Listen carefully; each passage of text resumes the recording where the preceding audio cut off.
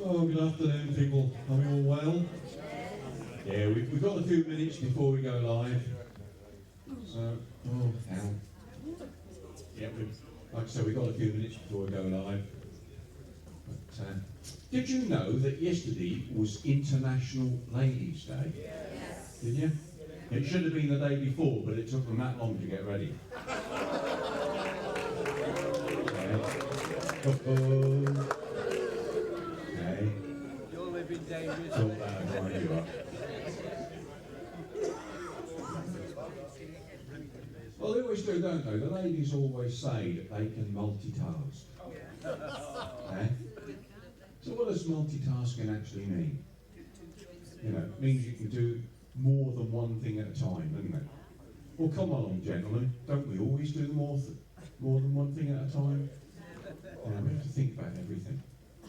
Usually it's what we're going to put on the list for the ladies to do. It is. It is.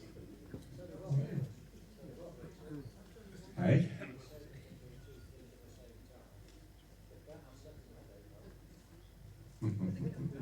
I wouldn't push that one too far either. Have you enjoyed it, ladies and gentlemen? Yes. Yeah. Who's in tomorrow? Good. Marvellous. Thank God for that. I'm glad you're here. Come to run do when the cameraman says, well, I'm not coming. Yeah. You're doing a grand job. I mean, I said it this morning, but I'll say it again. They really are, ladies and gentlemen. The camera crew here are superb. Blended in with the rest of us. Really work well. You know, and just while we're saying a few thank yous, can I just say thank you to the caterer? I can't see them from here, but I don't know why I do that. I always look around and you can't see. But I would like to say thank you to Newton Hall and all the staff here, because without them, they came in before we were here to build all the seats you sat on. So if they fall apart, don't blame me. But they did, ladies and gentlemen. This has all been done by the staff at Newton Hall, who put a lot of effort into this event so that we can hold it here. So on behalf of WBT, I would like to say thank you to the staff here. And of course, who's been doing the tombola? Yes. Who won? Yeah. I thought the idea of a tombola was to make a bit of money. It seems like we did it all away. But yeah, that was all done by the Co-op Funeral Care, ladies and gentlemen, who do raise a lot of money for charity. They do a lot of good work all around the country, and as well as their sponsorship of WBT, which, to be quite honest, we couldn't do without, because we couldn't do events like this without them. But they also support lots of places, lots of local bowls clubs. So, you know, let's just put our hands together for that.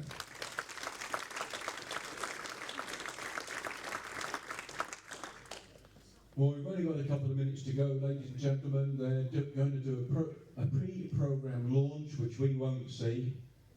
But that gentleman there who's decided he is going to work today is going to give me the signal when I can bring the players on. So in a minute, you'll be pleased to know I'm going to shut up.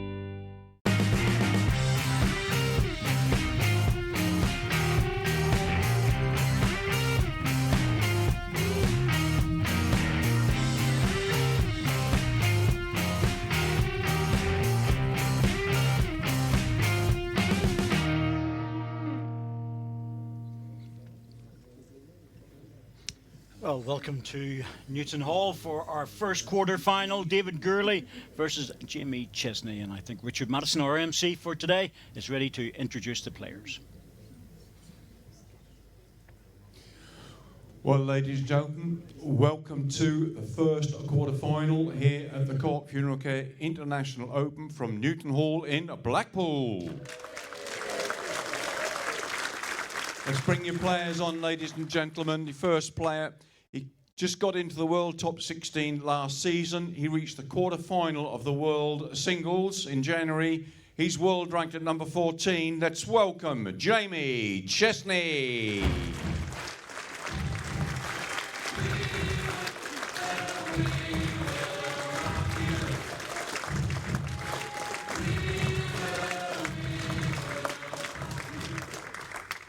And up against Jamie, ladies and gentlemen, he is the defending International Open champion, head coach for Scotland's elite squad, world ranked at number 5. It is David Gurley.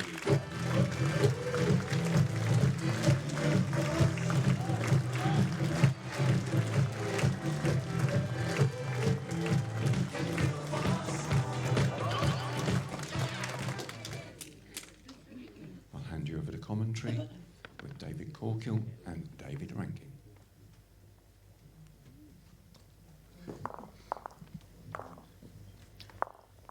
Well, David Gurley revitalised his career over the last year or two. He's now living in Spain, but just south of Barcelona, and he comes over for events. But of course, he's in a situation where he's taken up his role again as high performance coach, as was mentioned, for Scotland. But this is a World Bowls Tour event where he's playing to defend his title.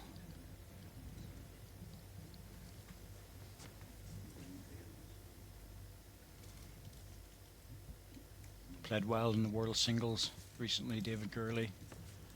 Lost out in the last bowl, the quarter-final, to Greg Harlow, and played really, really good bowls, but doesn't get that much time to roll up and down in competitive play, them certainly not as much as he'd like to.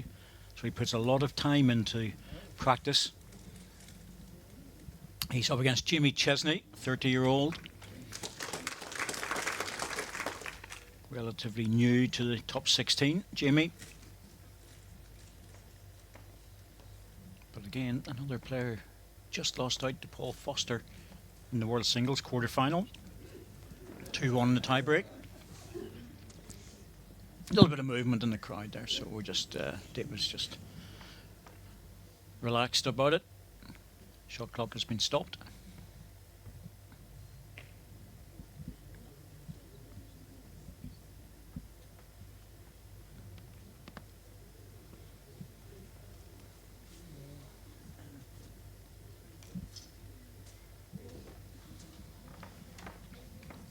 Good session to play, Dave, isn't it? You know, plenty of practice beforehand. Yeah, they've had plenty of time, and especially with the 2 o'clock start, they've had a bit of time between the two sessions to get onto the rink and have a good run at it. So they should be all warmed up and know what the pace of the green's doing.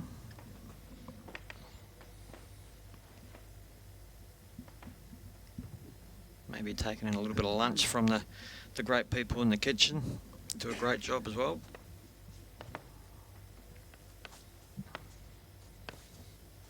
Yes, the restaurant facilities have been excellent at this venue. Fortunately, 1 or 2 people are just taking too much advantage of it. I can vouch for that. Jamie, very natural player, big backswing, follow through. But it's a nice slow delivery. Keeps control of the weight.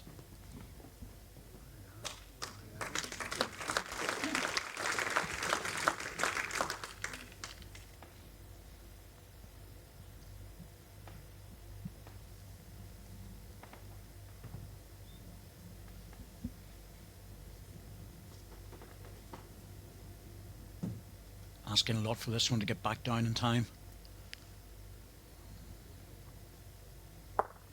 The weight was good actually, just over-greened it, that's all. It's Possible 2 green. Yeah, it's looking like 2 green from here. 2 green. Confirmed. Francis Fletcher, our marker, has sorted that out for us, and it's confirmed as 2. So, oh, it looked like Jamie slipped off the mat with that one. Ah. That didn't look right. Well, he had to look back at the mat just to... Yeah, we need to look at that again. Maybe he've got a chance, but he's not far away from making a 3.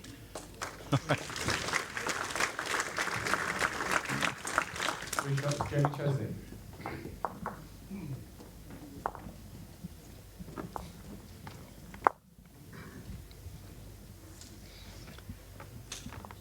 Jamie's third ball coming in for the number 1 shot. I see it dropping in, but the next one was the interesting one.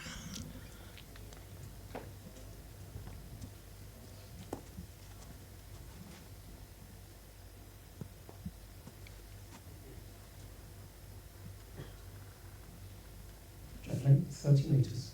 30.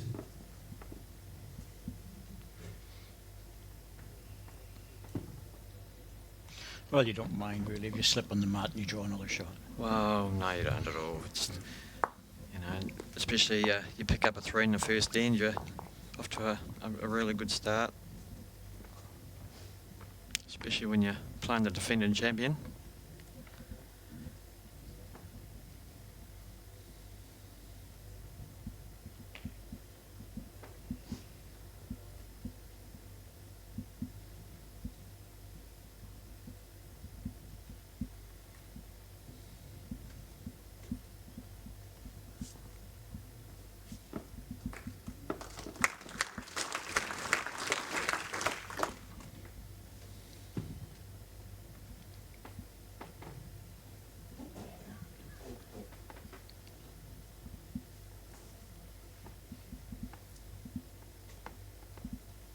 I think that's going to make it.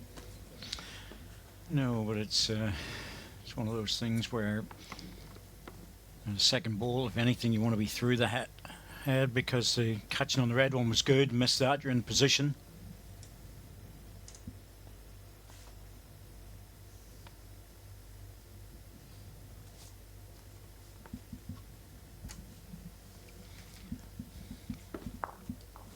A little bit unlucky to drop off it. Big shoulder this time, certainly shouldn't be in any way short. No, he's also got the chance of turning his own up if he's a little tight.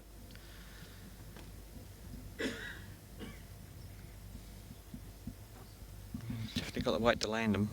Yep, overplayed it on the correction.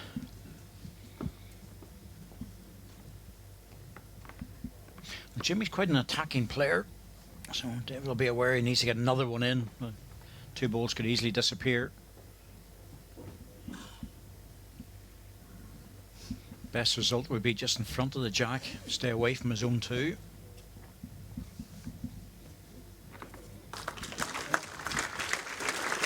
Oh, is he going to be unlucky and move the jack back? Don't know, we'll have to wait and see. It's definitely 1.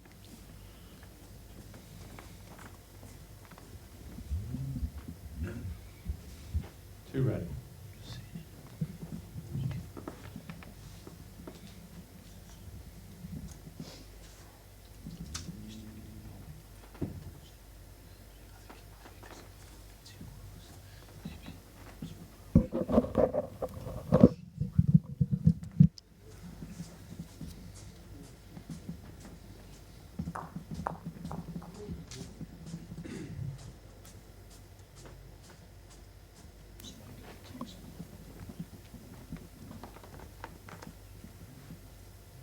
Favourite 1 red now.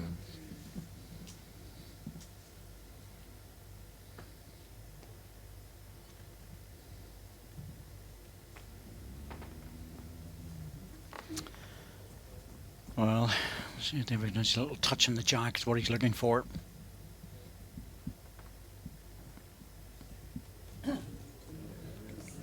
Very close to it, just needs a little nudge.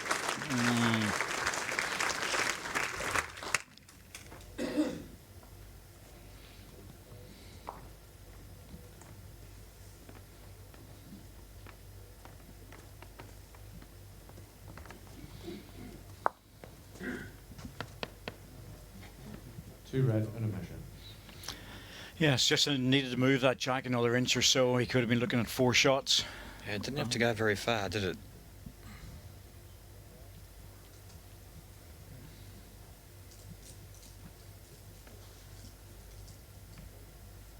After losing 3 in the first, and David will be delighted to pick up at least a double here. Oh, it's looking very close for the 3. 3 Yep, shots. 3 David shots. Gurley. Got them back again. Excellent bowling. Jimmy missed a chance.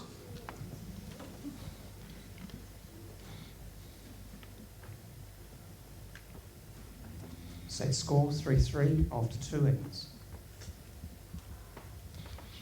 It's now 21 years since David won the World Singles, and he's been ever present. Top 16, been world number 1 6 occasions. He keeps doing well, and he likes this event, the International Open.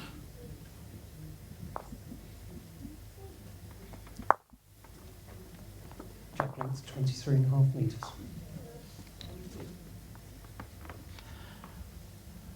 We don't often get the mat brought right up the rink. It's been rare that any players have been taking that risk. Yeah, it's, I was going to say the same thing. I think it's the first time today I've seen the mat way up there.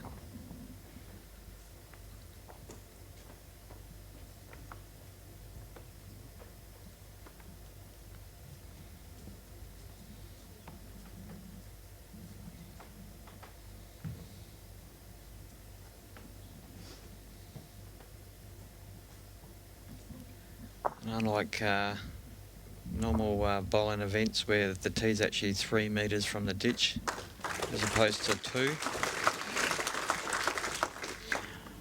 Yes, that's to facilitate the respot positions, which were developed some years ago, and of course have been adopted in other events like the World Championships outdoors and the Commonwealth Games, and even now for the British Isles Team Championships.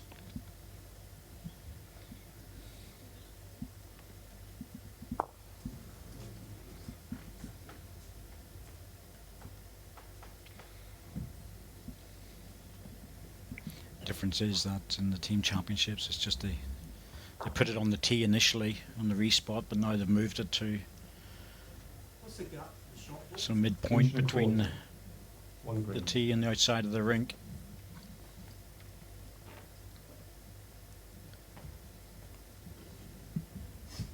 WBT is the midpoint from the tee to the outside of the rink and back 30. Just checking this. Yep, just taking it back 30 centimetres. Just waiting for that David's ball to arrive in.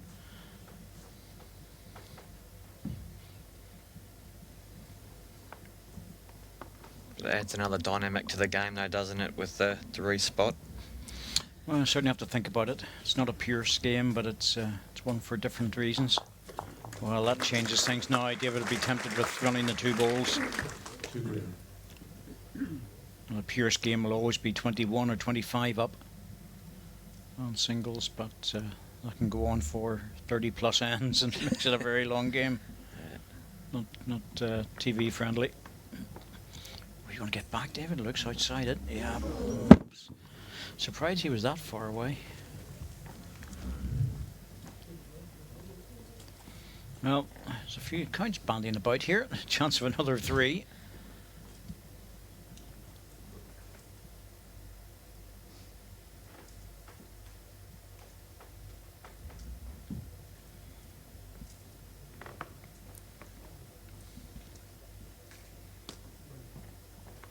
Doesn't look too happy with it. Dropping short. 2 shots. Jamie Chesney. Takes the double. 5-3.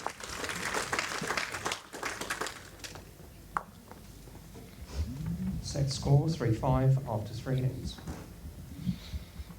It's a second shot just dropping in that offered up the opportunity to run the 2 balls off. David missed it.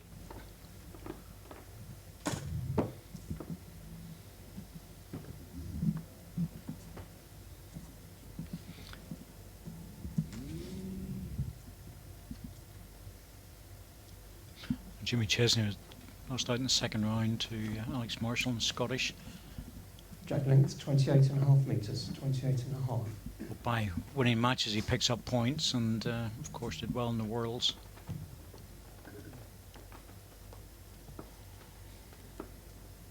Turned his back on that one very quickly, and the impression he hasn't pushed through it.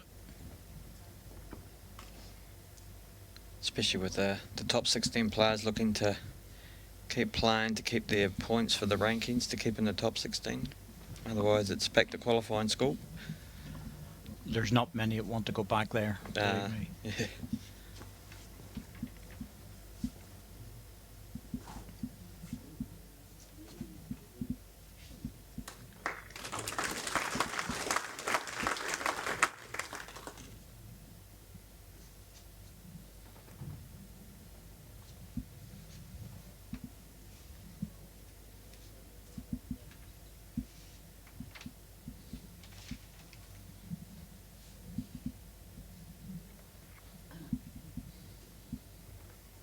One red.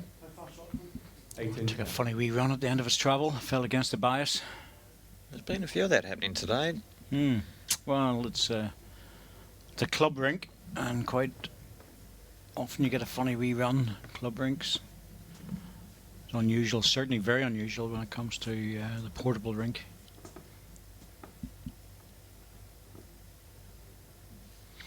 And once again, David dropping that ball short, and the guys have been saying to me when they take an inside line, it's a heavier line, and it's very easy to drop a yard away. Better coming from the outside in on the high side.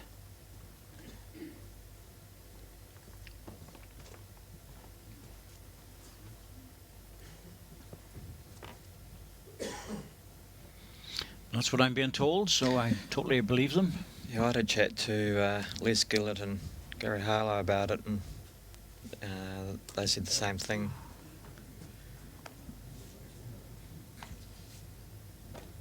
It's unusual to get that many dropping short. Got a wee shake of the head from David here. What on earth is going on? Put the first one close, next two drop short.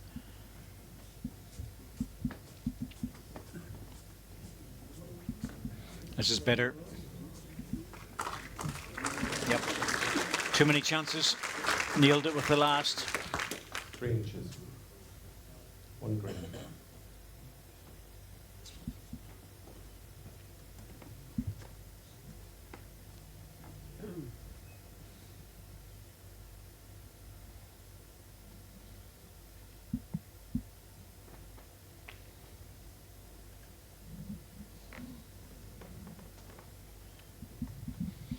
And certainly on an outside line this time. Yeah, look wide out of the hand.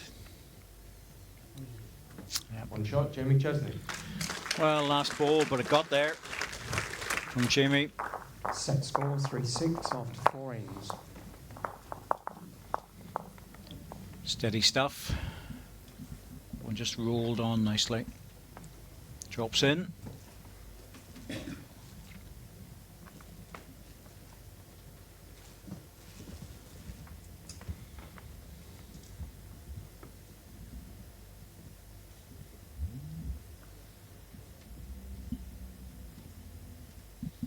Jack length 30 metres. 30.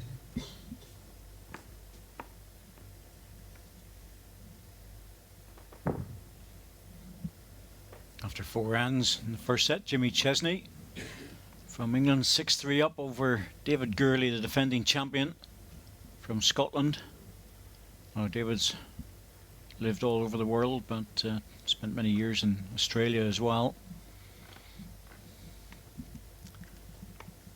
And now, of course, living just south of Barcelona. Be a nice spot to be too, wouldn't it? Oh, it's really, where they are is on the beach, yeah, really nice. Really good. Spends a lot of time on the beach and down the gym, and probably drinking wine as well.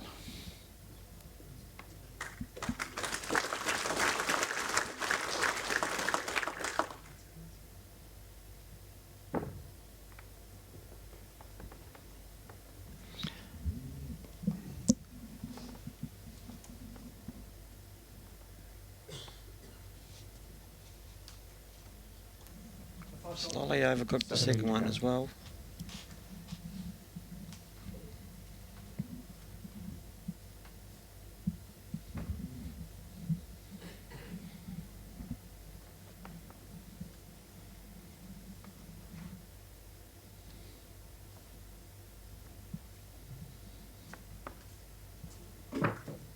Another good shot coming in here from David Goulet.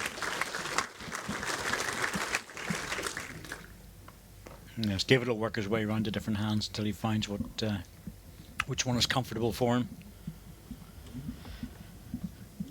So Jimmy is an attacking player, but he's just on the wrong side this time. And trouble for David is those two balls could possibly go out without the jack moving, but if it does go through, he wants a receiver. I dare say he'll be looking to head back there with this one.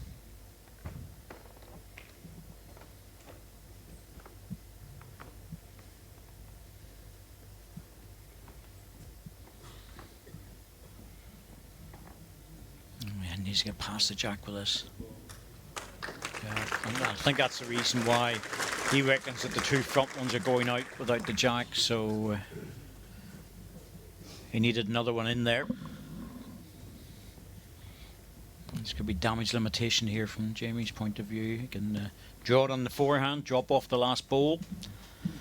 Backhand runner, if he misses it, well, he's in trouble. He'll lose a 4. Time out call. So big decision.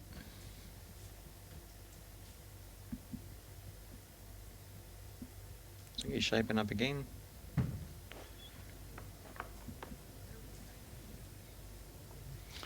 Oh, he's Closer. much closer this time. See these two balls disappear. They do, and the jack actually moved. So it looks like it's 1 to green. We'll get it checked out. 1 green. Yep, 1 to green confirmed. A lot of room. I certainly expect David to get this. Just the way he hit it though, it just got a nibble of the jack.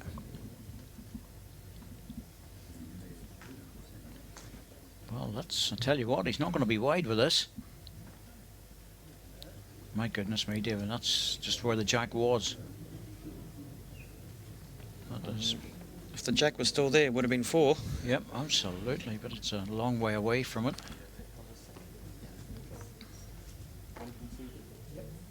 One taken out, that's a loose single, really. I'm surprised at that. Now, if he was worried about the side, why not play the other one? Yeah. Just go down the forehand and come across it. There's a lot of room. Because that hand he played, that is the bendier hand of the two. Good strike. That jack hitting the red ball. If it had gone on through, it was meeting up with the green one, but it was possible to play it either side.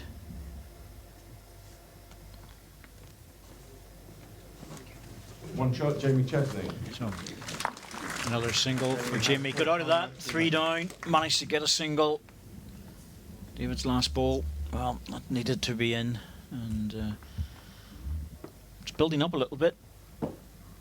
Set score 4-6 after 5 ends.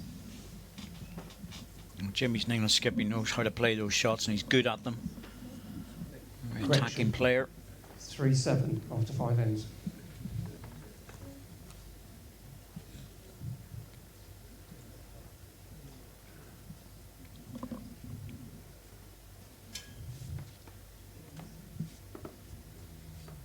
Jack leg. Both players are taking a little bit of time to try and work out which is the best length to play. Before Jamie threw that jack, there was pondering.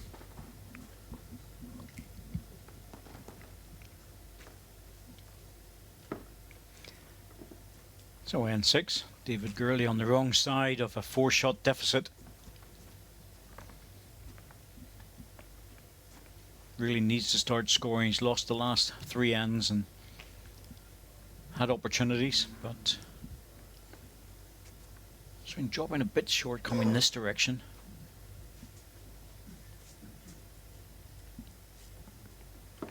Doing it again. I'm a little bit surprised he didn't change his side and just move on the other, on his backhand, because it's been a bit of a feature dropping short there.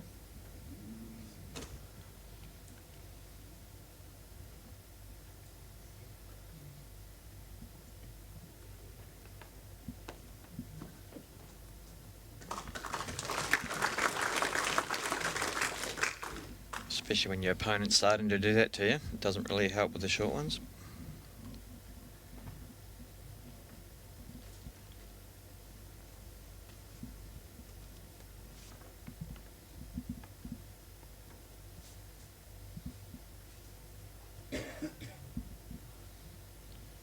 There's the correction. Second shot and a good one. One green.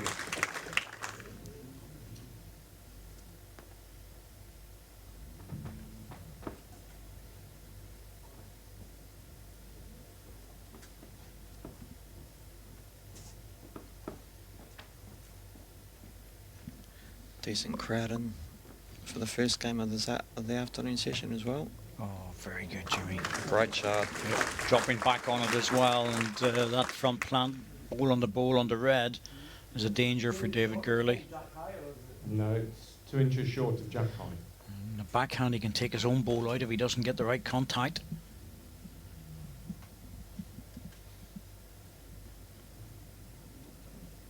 This is very controlled.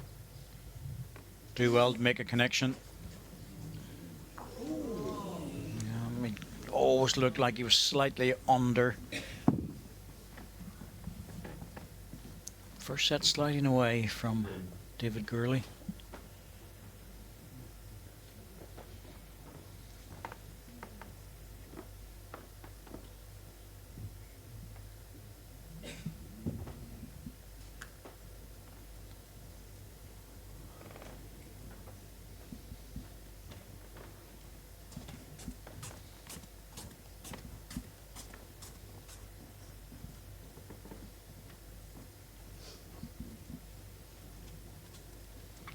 That's a good ball. Covers the respot if David gets into the jack.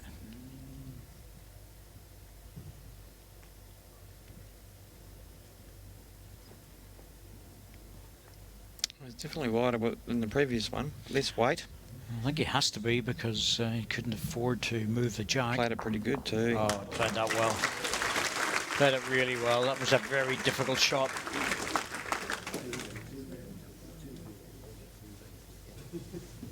Umpire, please. One out, measure for two.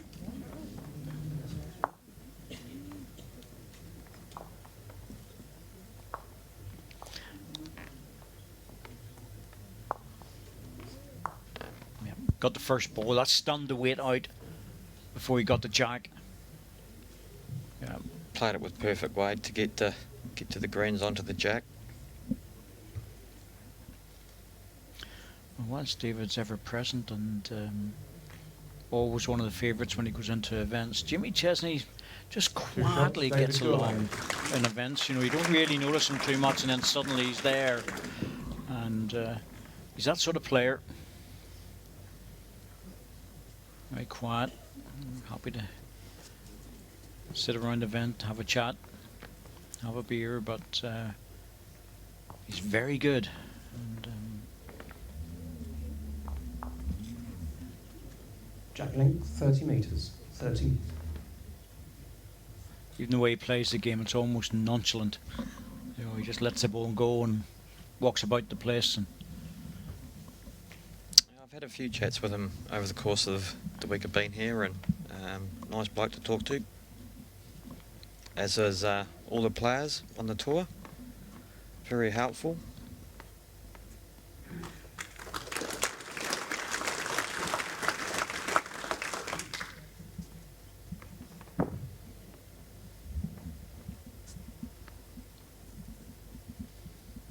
oh yes, generally, especially when you practice with the guys, they're more than happy to give anybody some advice, especially the overseas players.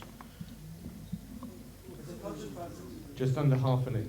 They do check to make sure they're not playing you, of course. And of course, there's all the pool balls that are available, and everybody knows which ones to use at different venues.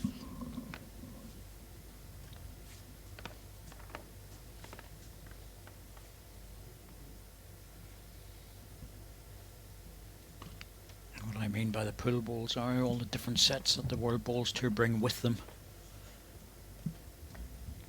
Especially now with multiple manufacturers. Need all sorts of different sets from all the manufacturers.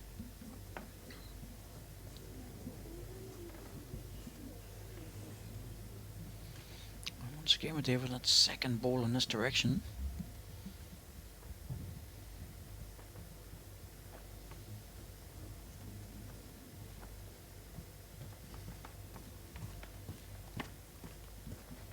Got a bit of work to do this one to get up.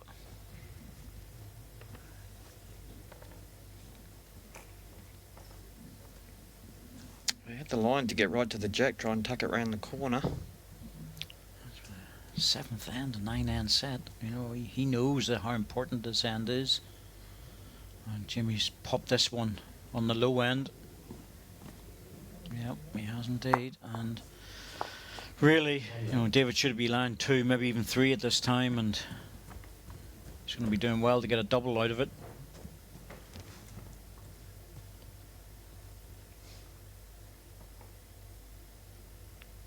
Really needs this one to count, I think, heading into the 8th end.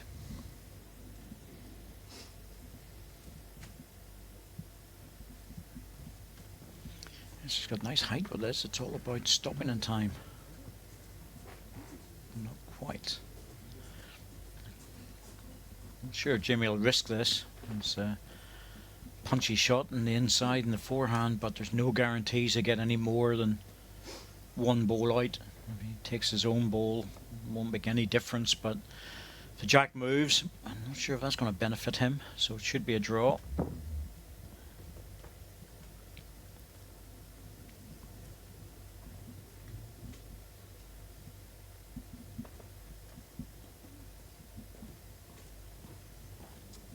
It was a good effort. Very hard to get back with that extra little bit of weight, which he needed to edge the ball off. Set score 6-7 after 7 ends.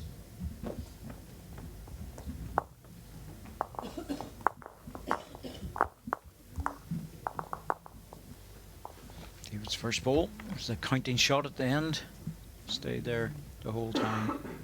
Jack length 30 metres. It's quite unusual for these players for their first bowl, if it's good to still be there at the end. Yes, that's the value though of those first 2 deliveries and the pressure you can put on. Mark Dawes really did that. In his previous match, he was exceptional with his first 2 balls, and as was Stuart Anderson, where he played so well with the first 2 deliveries.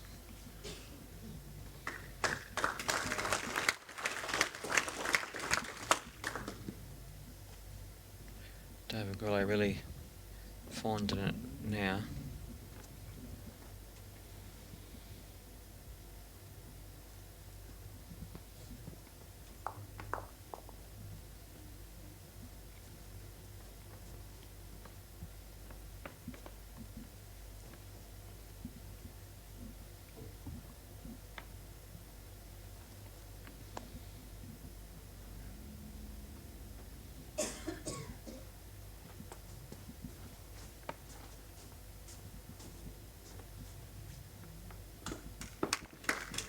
And that's better from David Gurley's second ball, reaching through it.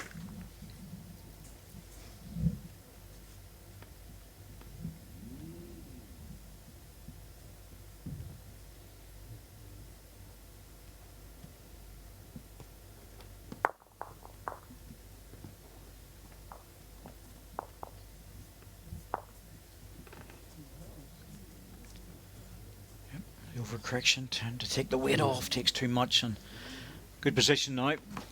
David Gurley, line 2, to expect him to put another one in.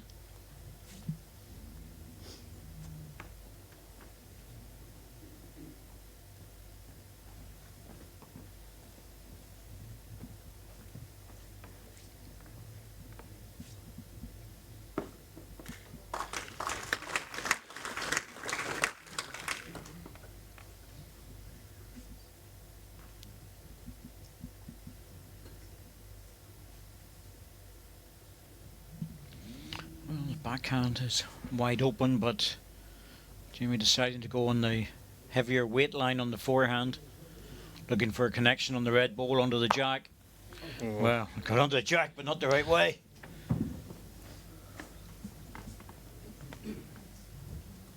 Probably not the result he was looking for.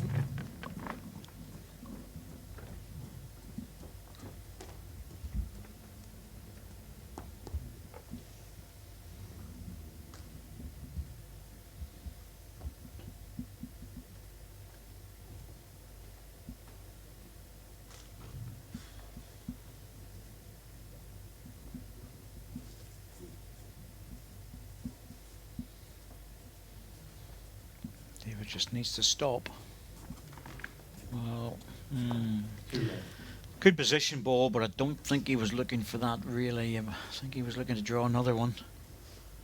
Maybe even count, but also kind of cover at the same time.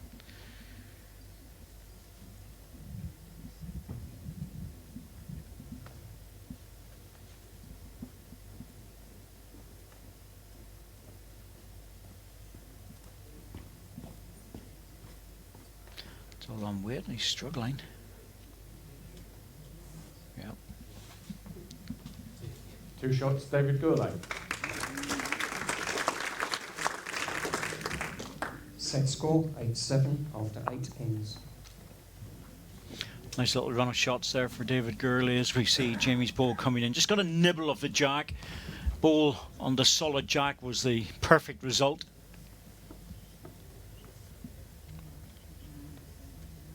Jag length 29.5 metres, 29.5.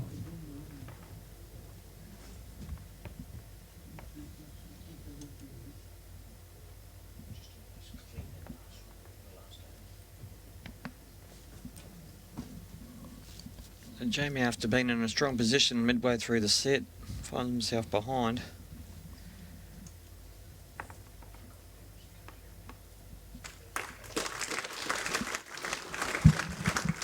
So David Gurley, 1 shot to the good after 3 good ends with a 2, a single and a double. Takes him 8 shots to 7 in front after being 7-3 down in this set. Both players playing good balls. Not much between them.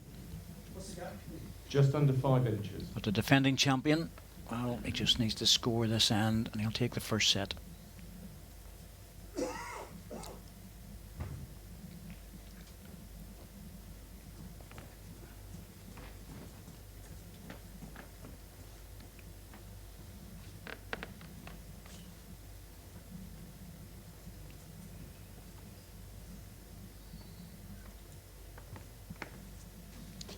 Pretty handy shot to have when you're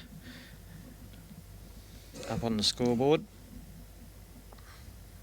Good, probably 3rd shot maybe. Well, I hope it's 3rd shot. There's only 3 balls up. So, one way or the other, David. But let's see how this goes. Very close. Just needs a straight jack. He's got it. There we are. That ball's 2nd shot now.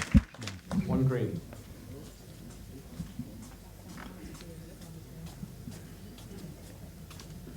Good clean jack by Jimmy. Didn't want any edges there.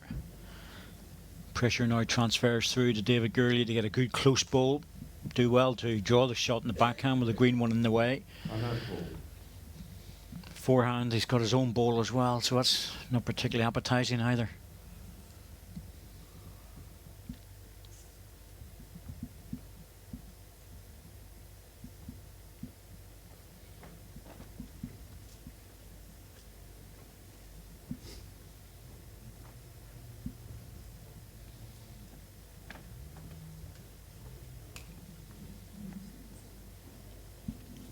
David has 4 timeouts remaining. A good opportunity here for Jamie now to get another good shot. This is the one he wants to do it with. He wants to do it with a 3rd delivery because David Gurley's only got 1 left, and hopefully Jimmy will be thinking to himself, I don't need to play my last ball. Big backswing there. He really controls that backswing because the indoor rink, you know, you need, most of the players have a shortish, pushy delivery. Now, where's this going? Is it in for 2nd? Oh, it's not. So that was a chance missed. Yeah, really needed to take that. I expect David to just take a little bit of weight off. He could run the ball, but he's leaving an awful lot of room if he doesn't to get it. For another one to be added by Jamie to make the double. Yeah, out on the draw line. Just take a shade off his last. That's all he needs. Now, has he pushed this? Because overcorrection's very easy. He just drops short. That's what he's done. Well, I would expect Jimmy Chesney to draw this now. I'd say he'd make that correction. You know, he only needs probably a couple of feet away. Well, that was a missed chance, David Gurley. You know, he knew if he got one in there, it was almost assured of getting the set. Timeout call. Yep, important ball. Use the timeouts. That's what they're there for.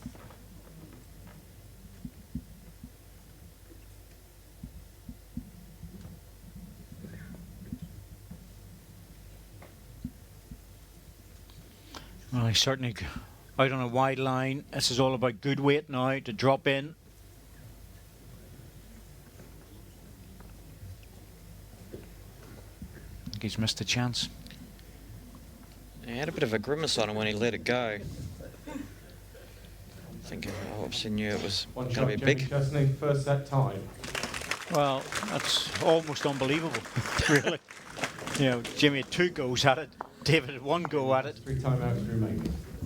In fact, he had 2 goes at it when you think about it, because the jack came through here, so he had 2 balls to get in there. Both players missed the chance. The jack going through. That was the 4th ball of the end. The next 4 balls had no effect whatsoever. Amazing that. Oh, that's strange.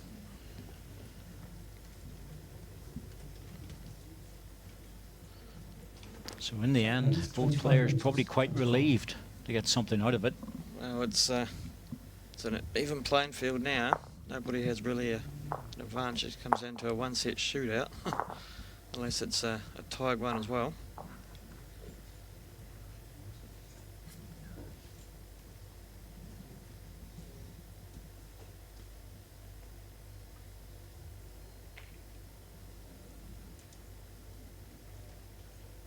And of course, if this set's also drawn, we go to a 3-in tiebreaker.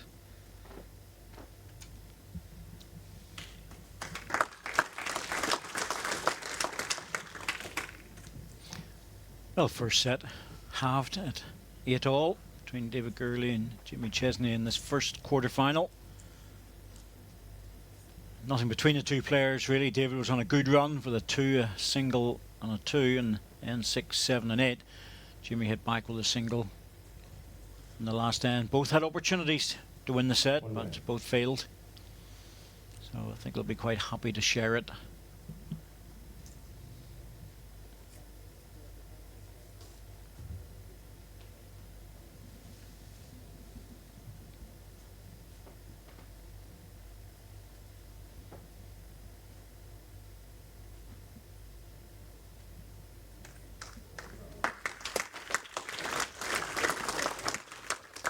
That's good stuff.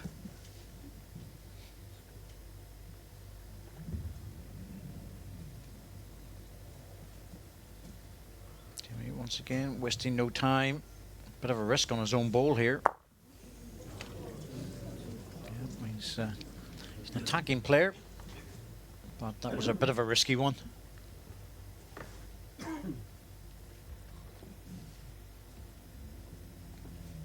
I was surprised you played that, actually. First end, second set. Yeah. Would you play that in the 7th end? No, probably. Well, it's hard to tell in that situation. But he's that sort of player, isn't he? You know, I think it's just the first end. He probably thought, oh, I'll take a risk here. But he's committed now. I bet he'll do well to draw his way out of trouble. Some damage limitation takes something out. Yep, 2 balls out. He's done well with that. He'll lose the double.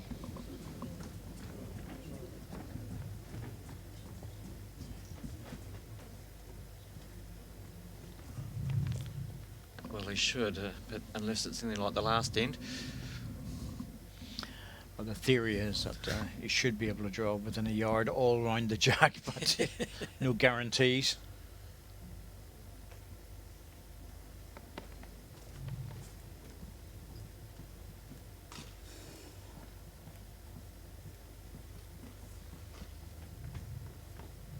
It's all about good weight there. Once you go push it out wide, plenty of space, he's used it. So David Gurley off with the double.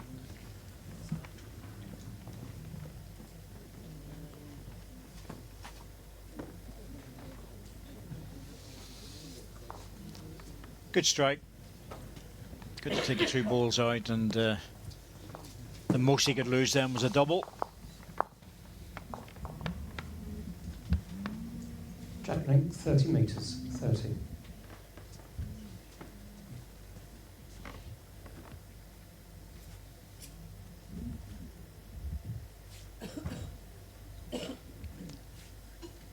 So David Gurley 2-0 up in the second end of the second set. He had a good win in the first round. Mike McNorton from Canada 11-2, 14-0, sorry, 11-2, 14-0. But in the next game, my goodness me, he was up against Mike Stepney from Scotland. He lost the first set 10-1, won the second 9-6, and won the tiebreak 2-0. Faced a matchlie against him at one stage, David Gurley, and came out of it, well, really by the skin of his teeth, and he knew that.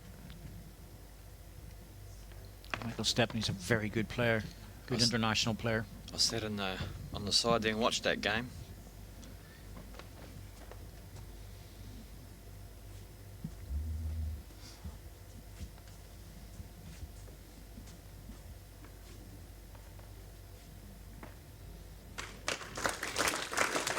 Jimmy Chesney came past Shalom Ben-Ami, who's played over here before, an Israeli, tall Israeli ex-basketball player, 10-5, 10-2. Pushed somewhat harder by Scott Edwards from England, 7-all, 10-5, and Scott put out Paul Foster. Great shot there. Jamie had got unlucky. 1 red. It's an inch short of Jack High. So both players have had tough games in the previous round.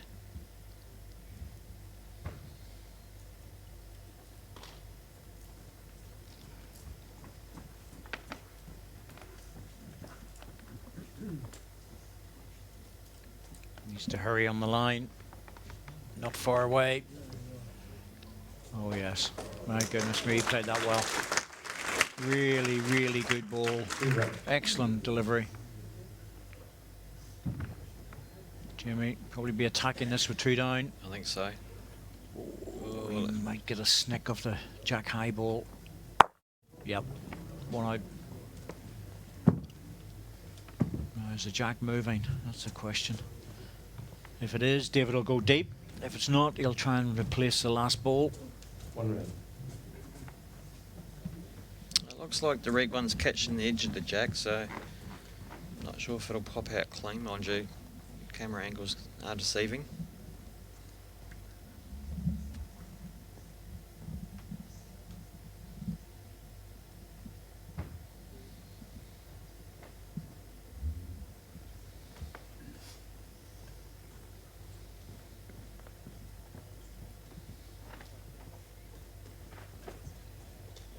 Must be getting something of it.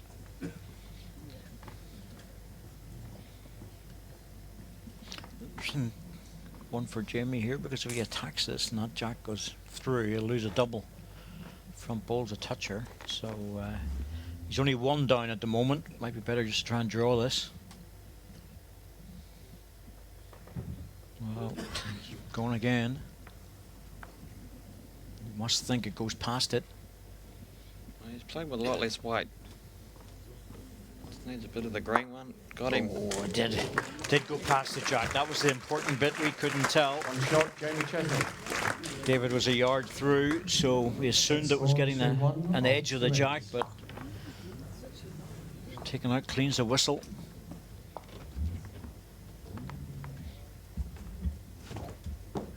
Yep, didn't even shake the Jack a fraction.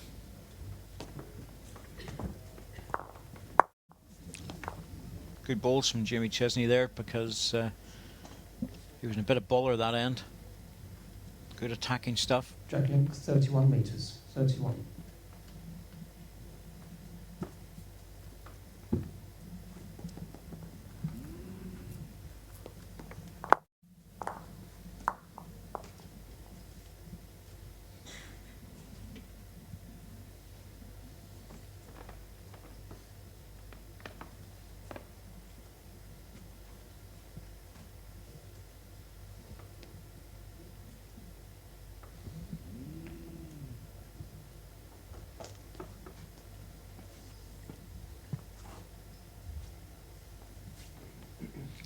Must be heavy.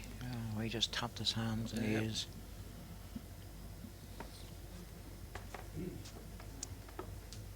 Yeah, won't be overly happy with that.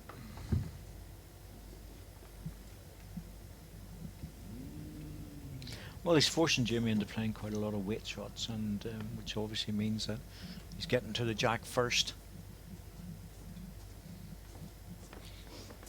Jimmy has been getting out of trouble a few times. He's been pulling jack through and damage limitation by taking balls out and runners, and he's been getting good results because he's been on target. Yep, the weighted shots are really coming off when he's been in a bit of trouble.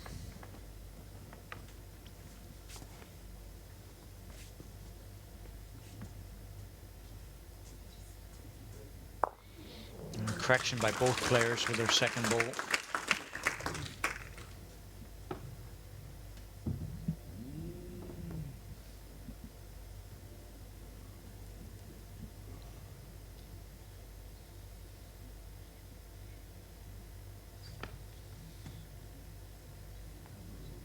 Really good shot here from Jamie.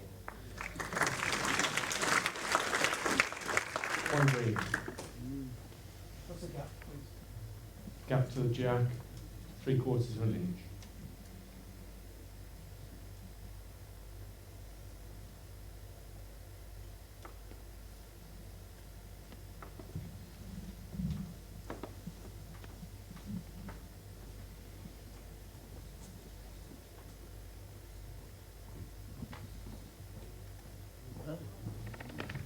Very close to landing the green. Bit of both ball and jack. Beautiful ball by David Gurley, and just played that to perfection. Perfect weight.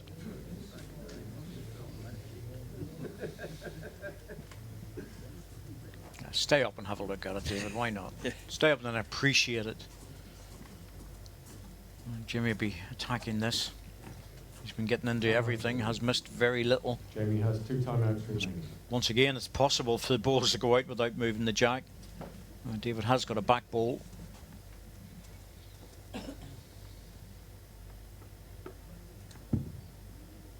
It's very controlled weight.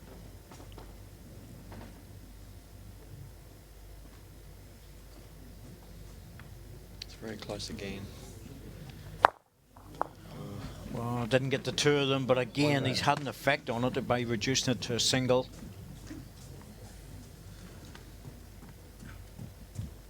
Once again, right in the area. You know, it's hard to coach that sort of skill where you can say to players, you know, damage limitation is essential, but you must get into the head to do it. You know, it's be very careful about your weight. The big drive looks good, but if you're slightly off target, sometimes it just whizzes through gaps and holes. Slightly controlled weight bends a bit more chances. Chance for David with this. Oh, he's done it. Yeah, great stuff. Really good spare shot. Not easy to get in there. 2 shots, David Gurley.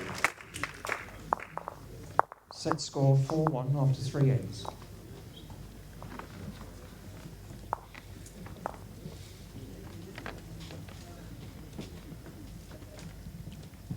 Good hit.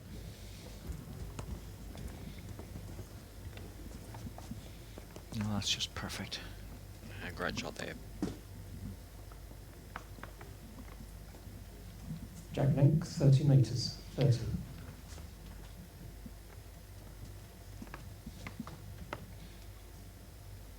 David Gurley staying with the longer jack length.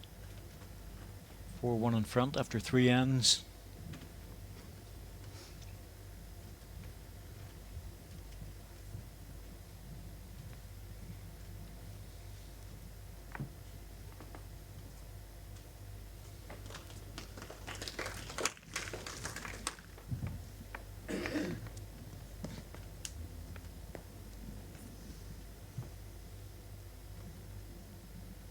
Both players are playing the longer end. David Gurley did try one short one.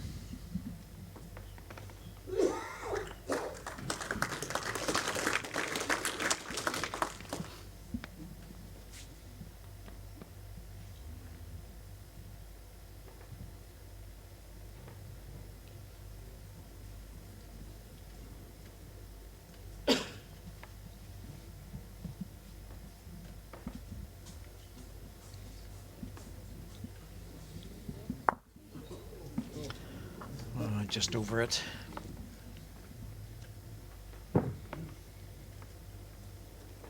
Not a quick look to see. I'd expect the player to ask the question with the next ball.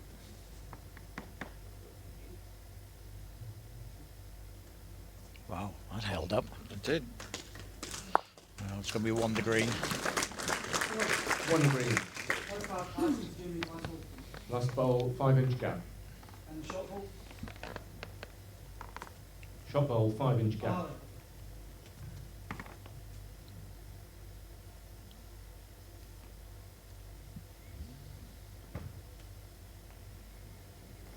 I think that was a wee tester there for Francis Fletcher. How far through the first ball and then the shot ball? It's the same ball. 5 inches, same answer. David, oh yeah, right. It's not like him. He's normally very, very precise. Oh, he's played this well. Now, 1 green. Wow, still 1 green. Wow. Could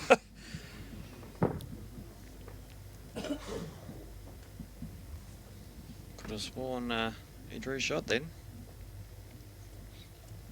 David's having another look at it as well. We're not the only ones surprised. That's another good ball by Jamie. Could drop in again. Yes, it has. And I think David will push into this one. There is a danger of getting his own ball, but I think he's lying 2/3. So definitely worth it. Forehand runner.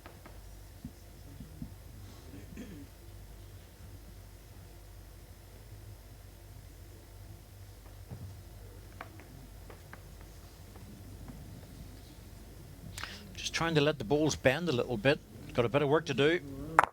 Oh, 1 out. Yep, just didn't get it square enough. Got it on the edge, but again, it has an effect. Takes 1 away. 1 green.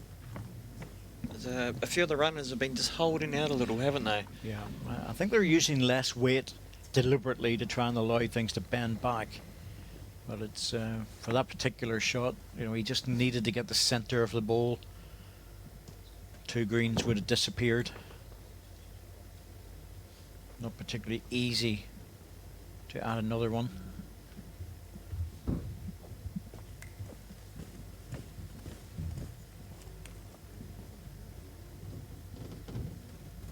Yeah, good effort by Jamie, but I think it's David knew if he got 1 out, it was going to be very, very difficult for Jamie to add another. Set And score 4-2 after 4. single, not devastating by any means.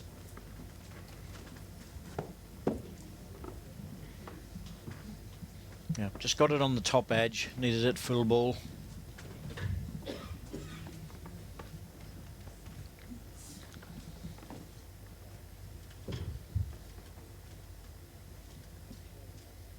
Jack length 30 metres. 30.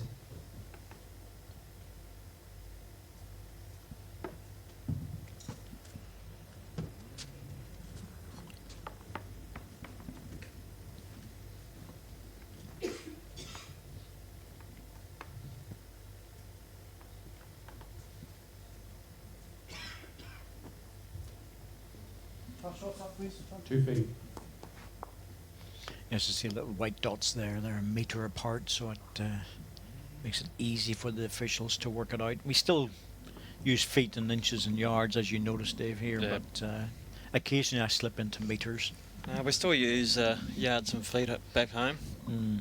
inches, when wanting distances with bowls, which is kind of weird considering we're a totally metric country. Must be just a bowls thing, that's all. Yeah, I think It's used so. to feet and inches.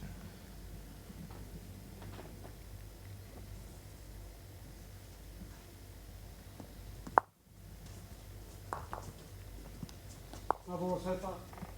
Just over 2 feet.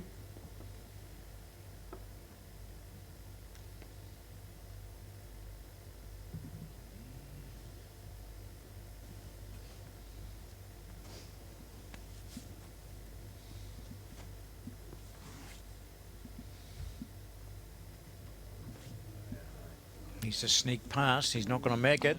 1 green. Well, again, that's that overcorrection. I just wonder if you take a slightly different line, the ball just holds up a little bit on the weight.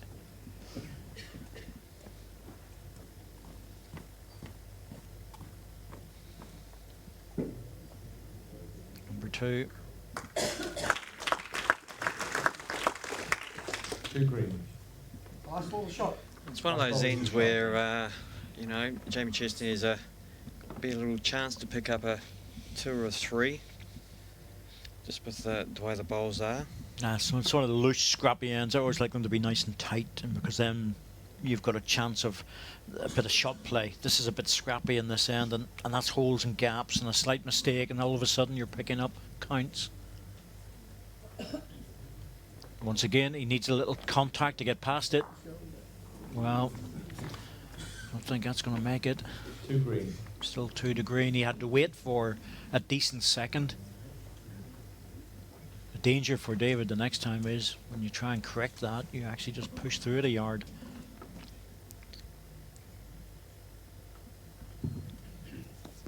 Expect Jimmy to draw another one. I didn't like it when he left his hand. Can't really tell with Jimmy sometimes, you know. So lets him go and you think, oh, well, where's that going? Well, it's actually going close to the jack. That's where, you know, number 1 shot. Body language doesn't always reflect where the ball's going to go.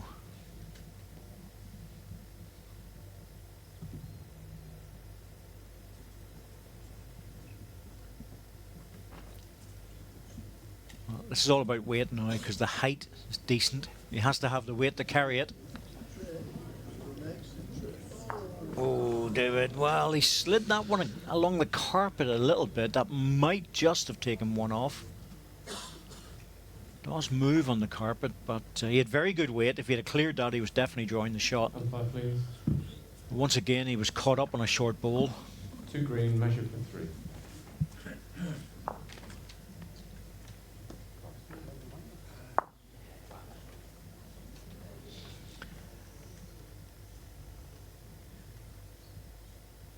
Jamie's a very easy player to play against. I played against him recently in the Scottish International Open, and a very enjoyable game, I have to say. It was a good game, good bowling, good conversion shots, and enjoyed it with him. So he's a very easy guy to play 3 against. shots, Jamie Chesney. Makes a difference. Some people are very intense. Others don't like to have a chat. Others will talk all the time. But he's been around the circuit. He knows everybody. There's a 3rd shot coming in. And how did that game pan out for you? Not as well as it could have. Let's leave it at that. Oh no, it wasn't. We drew the first set actually. In the second set, I had a ball to turn the jack for match, but just missed it. Having said that, the winner was to play Alex Marshall, so you know, was I too sad? Not really, no. Just occasionally it can work out for you. That's all. Look, yeah, you go out and enjoy Alex's company. Yeah, exactly.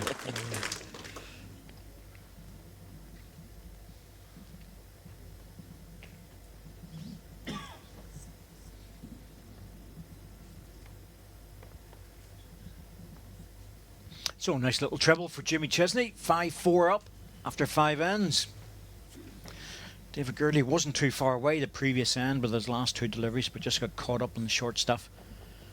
But it was, in the end, a costly one.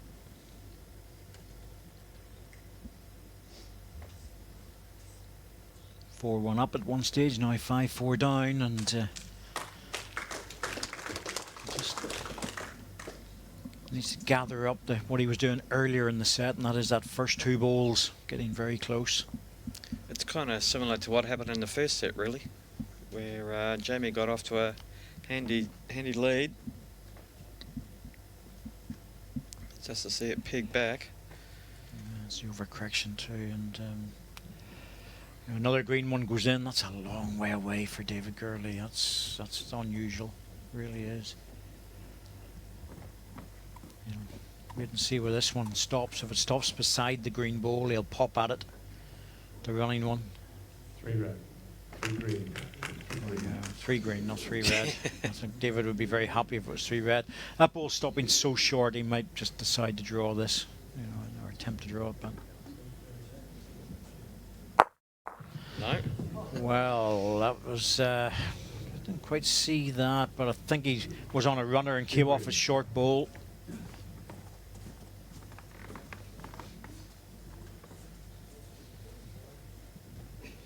Oh, he was a long way wide coming off that. Very nearly came in for the shot, but that was a fortunate result.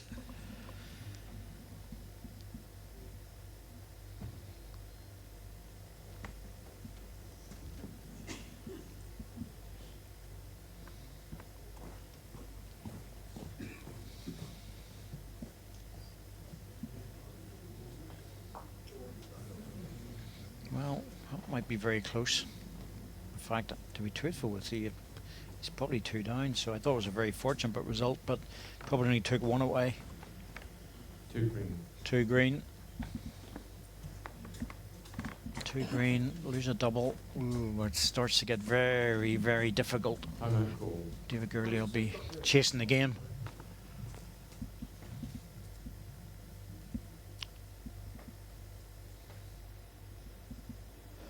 Doesn't want to take. Just green, I would say. He's on the respot, just green, so you could play a little push and run here. Yeah, not a full out drive. He's looking for a good result. Jack clean would be the perfect one. Oh goodness, that was close. He's got one out. 1 shot, Jamie Chesney.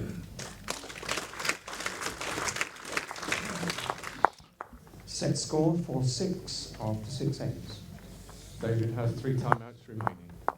Clean Jack was probably worth a double, but again, it's about taking something out. If you have 2 against, take 1 away. 3 against, take 2 away.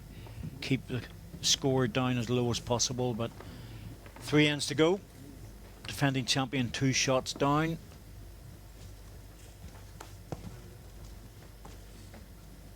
It's been a funny old game, hasn't it? You know, It's been, topsy-turvy.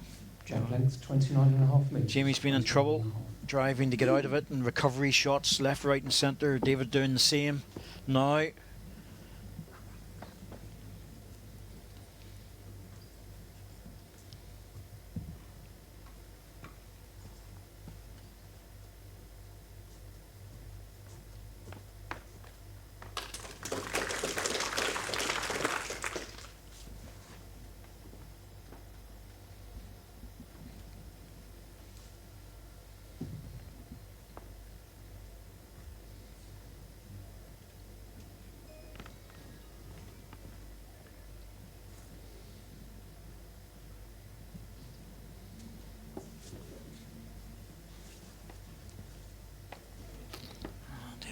What's going on there, because you just lost that first ball. Maybe better playing Jamie's hand and just following him down on the backhand. He's getting a free run there. Yep.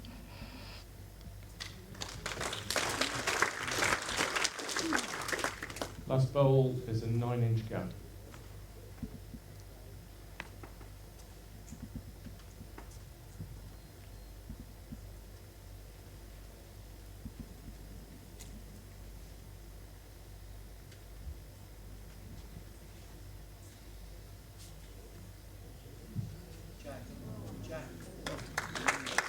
Gently hold on to it. Nope. It's going to drop away. Still 1 to green, I think. 1 green. Yep. 7 inches. He just caught it too square and then he dropped away from it. If the ball had stayed upright, it was landing the shot, but just hit it too solid. I always think it's a bit unfortunate when players do that, but that's the nature of the game.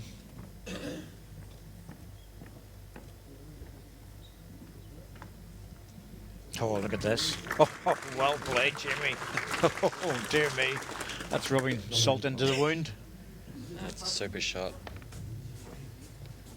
Well, that is the sort of ball that could win you match.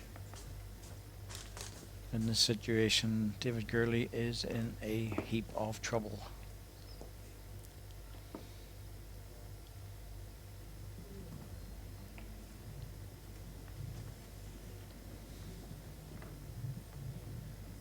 He needs his own absolutely up the face of it. Oh, he's played it. Great ball. That's a great ball. Anything on the outside, he was taking his own out. And he was going to be in so much trouble, 3 down. 1 red and a measure. 1 red in the measure, which means Jamie can't go too close to the ditch. He'll be looking for something about 4 feet short, hidden in behind the front ball, so otherwise David can run it off. Can't be too adventurous. Yeah. 1 green. 4 feet short, and I think that'll tempt David into drawing it rather than driving the ball, but the ball's worth possibly 2. You know, at this stage in the game, it's a risky one, Dave. Well, it is, yeah. Timeout call. But I think he might look at that and go, well, I might have 2. Or 2 seconds anyway. 2 timeouts remaining. And especially, I think that might be down on the wider hand. Well, narrow hand, sorry. Definitely 1. The other with the lip. Favoured 2 seconds, but very close. Well, if he's asking the question, then he's tempted to run the ball, which means he doesn't have the confidence to draw this shot, because if you remember, it's happened before where he was in trouble and dropped short. So it'll be interesting to see what he plays here. Yeah, playing across it for the ball. That's a hard shot to try and play. Just looked wrong. It looked too close to the other green ball. 1 shot, Jimmy Chesney. Good percentage shot he played, you know. Wasn't happy about trying to draw it because he had to go right outside. After 7 ends. But he played a brilliant third ball, 2, and reduced it down to 1 in the end. Well, he gave himself a chance of getting a couple. I mean, I would have played the same shot myself. Gone for the ball. Yeah, 6-4 down, I think it was probably worth it, because it wasn't that straightforward to go out wide. Players are conscious of being sucked into the side hoardings, and you lose the ball completely. At least with the running ball, you give it a chance. That's it. Yeah, I've seen a few crash into the side hoardings over the week.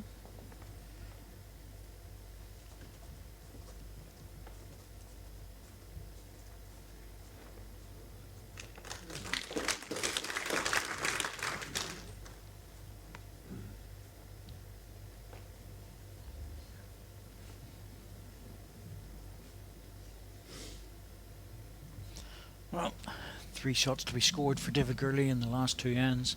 Has to win them both, really. I can't imagine if he loses a single here, that will more or less be it over. Jimmy Chesney always gives you that relaxed view about him, but believe me, it's not the case. He's trying very hard. He's worked hard to get into the top 16. He doesn't want to drop the ranking points now, so I think he's well secure for next season.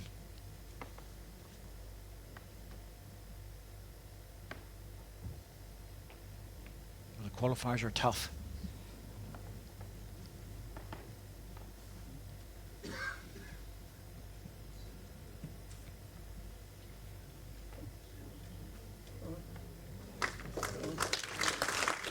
Gently, don't want to move the jack, and he has still 1.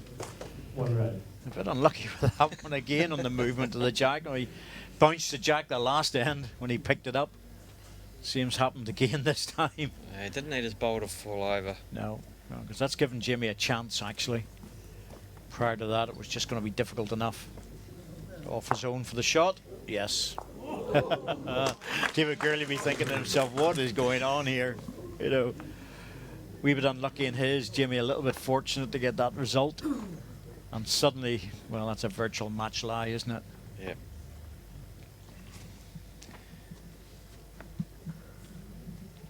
Once again, he was in the area, you know, he gave it a chance, nice weight. Popped off the ball, fell, just flopped in beside the jack. Oh, no, cool. David has one time out remaining. If you're in the area, you've always got a chance.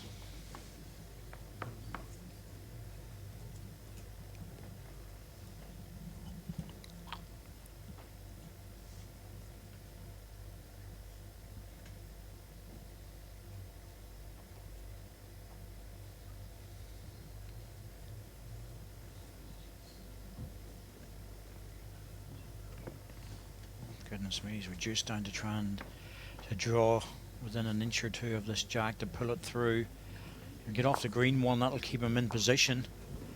But oh, that's a hard shot to play. That's a difficult shot. Jimmy, just play this in the backhand, try and reach the back red ball.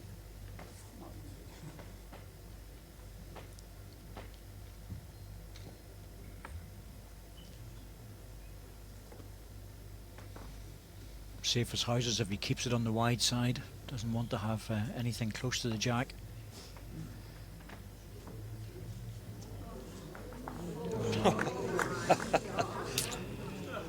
Yeah, that's... One red. Well, it's probably stopped David from playing the conversion shot for 3 or 4. I think he's going to have to take the one shot here. You know, that's the only thing about it, which means he needs a double on the last end. But I'm really surprised Jamie came into that. David Gurley. Yeah. There wasn't nothing he could do there. No, there was nothing to the way it was sitting. But in some respects, well, Jimmy took it all away from David. Score 5-7 This was the after crucial 18. ball here in many ways, because that dropped back on the jack. But whenever you pull the jack in like that, there wasn't much chance of David getting more than one out of that. So he's going to have to go into the last end looking for a double. And that's still a very strong position for Jamie Chesney. Jack length 30 metres, 30. About 3 inches short.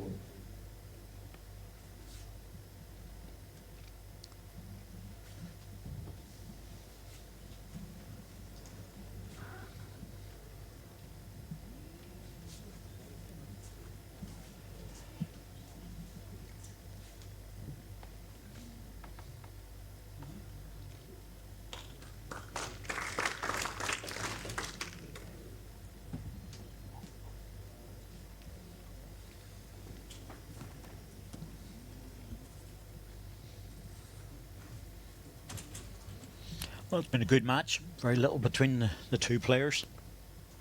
Scoreline sort of reflects that. A lot of good saving shots, conversion shots. Taking balls out for damage limitation, where you only lose singles to your opponents, so it's had everything.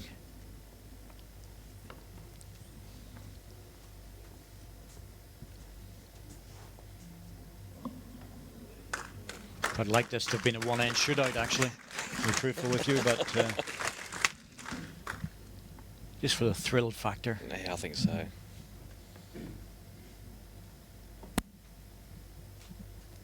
Well, David Gourlay scores 2 here. It's going to be a 3-in shootout. Yep, well, could be indeed, but Jimmy will be aware of the fact that a good second will be enough.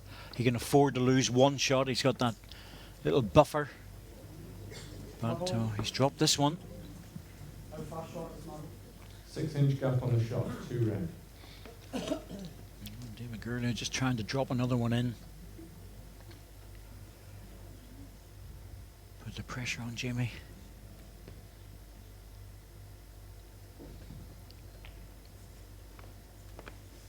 Jimmy married to Natalie Melmore. She was a Commonwealth Games gold medal winner in the singles for England, so dinner table conversations could be interesting. 2 red. David's made a mistake there. That really needed to be right on the jack. If that was on the jack, Jimmy was in a heap of trouble. Now I would expect him to draw second.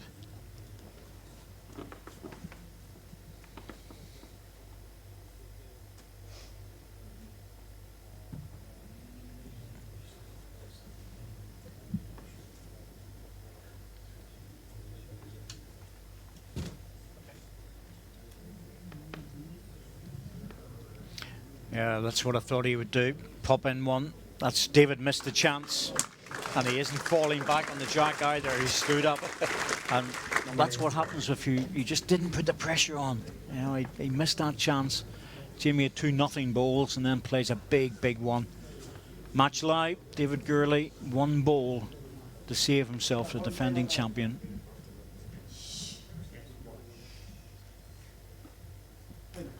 Timeout ball. I think he has to play for the reaching bowl here to try and edge it out and just hope that Jamie misses. That's all.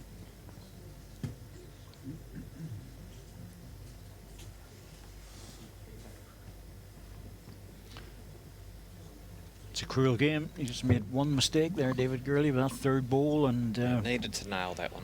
just put himself into all sorts of trouble. Jamie playing that big bowl. So controlled weight just to edge it off, just a reaching draw.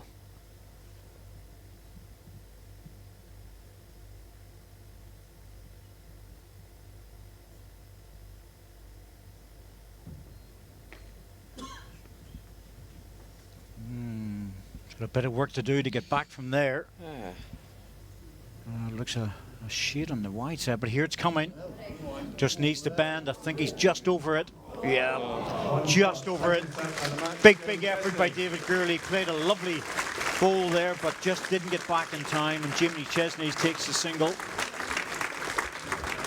A good match, an interesting match. Jimmy just shaded it on the. I think his recovery bowls were excellent in the game overall. Yeah, it's especially the weighted shots that he played. He was hitting the money every time and saved a lot. No, again, that's a big recovery bowl there after 2 indifferent deliveries. And that was enough. And what was more important about that bowl was it just stood up right behind the jack. Gave David Gurley virtually no target. 8 all in the first set. And 8-5 to Jimmy Chesney in the second. And we'll be back in a few minutes after the break when you'll see Andy Thompson of England take on Robert Paxton, also of England. 2 international colleagues and skips.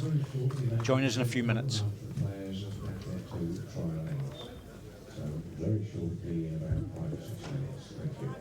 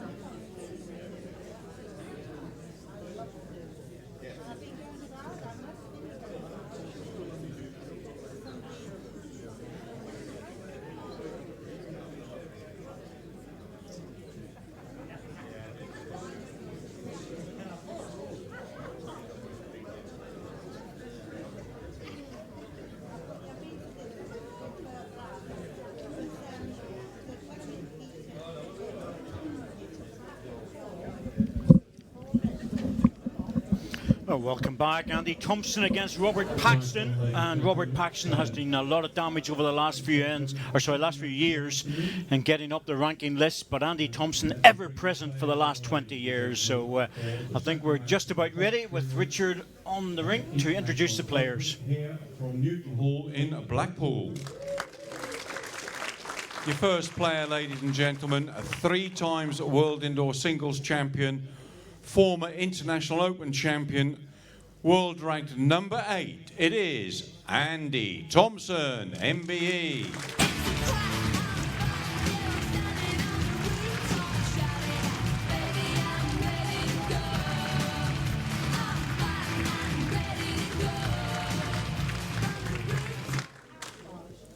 And up against Andy, ladies and gentlemen, 3 times with 3 WBT titles to his credit, world ranked at number 3, it is Robert Slippers Paxton.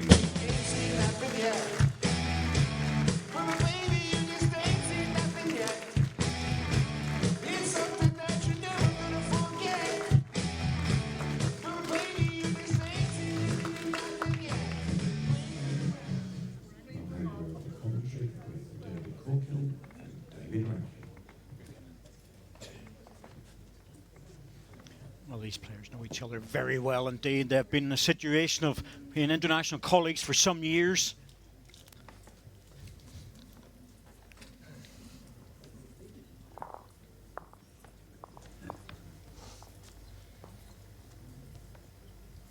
Robert Paxton will be thinking to himself he was just a little bit fortunate coming through the previous game against Kurt Brown when he won the first set with a big 4, and he was pushed all the way.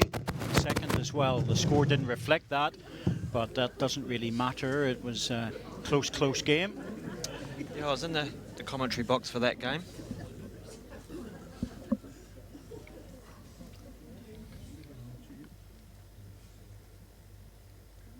So Andy Thompson, first ball away in this quarter-final against Robert Paxton.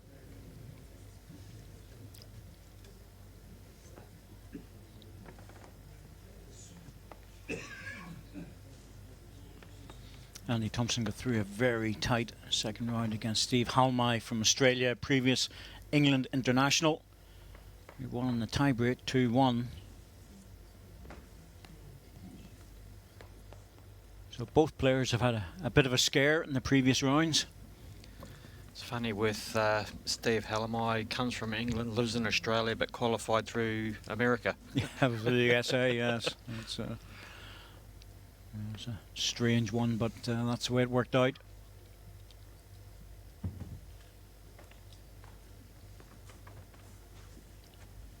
Steve admitted he didn't go well in the first set. He was just couldn't get his delivery sorted, but was much better in the second set and indeed in the tie-break. So he's now gone. He left this morning along with Kurt Brown, Aussie colleague, making their way home. Well, Kurt's hired a car and he's going for a tour around Scotland.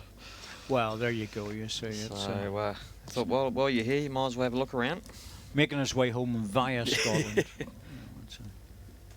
Does he realise that although Scotland is small in relation to Australia, it's still a pretty big place to drive around? Well, I hope he enjoys it. It's a great place to drive. Done that trip many times. Well, just chatting to Kurt, he told us when he was growing up, he lived on a farm the size of Brisbane. So the city of Brisbane itself. So I'm not sure how big that is, but it was massive. Absolutely. Well, good recovery ball, Andy Thompson, after the first two indifferent ones.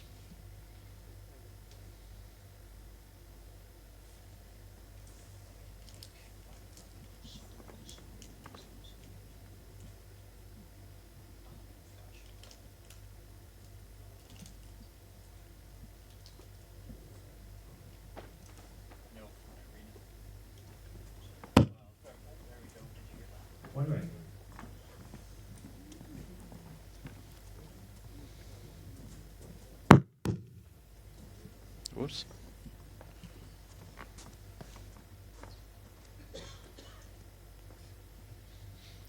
Andy looking for a repeat of his last delivery, preferably slightly on the high side so he gets the green ball.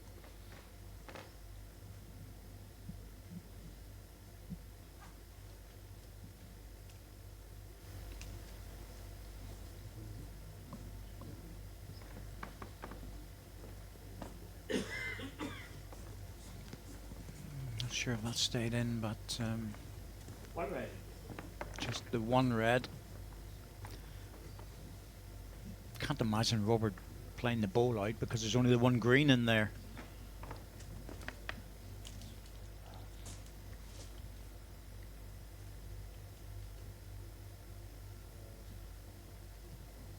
Yeah, just trying to draw it off. First down, one shot. Not be too worried about it. But, just try and draw as close as possible. Needs to get past his first one. Oh, well, good effort. Good effort. Decent second. One shot.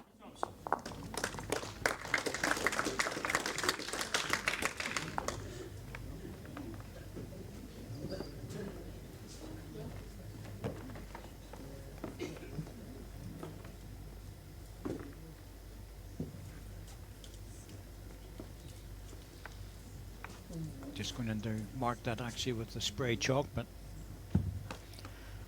marker just taking his hand away, let the ball drop. Has to be done before the next delivery. That's the rules. And Alan Thornhill, believe me, he knows the rules. Very experienced. He was the on-green marker for World Outdoor Championships in New Zealand in the men's final. Oh, So really? he knows his way around. A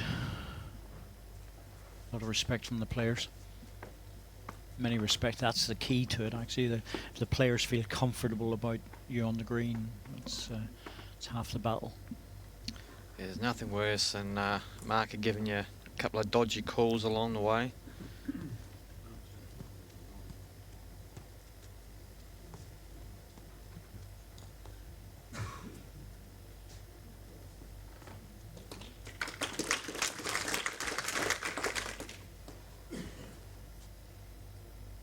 As you always remember the good markers, the good officials.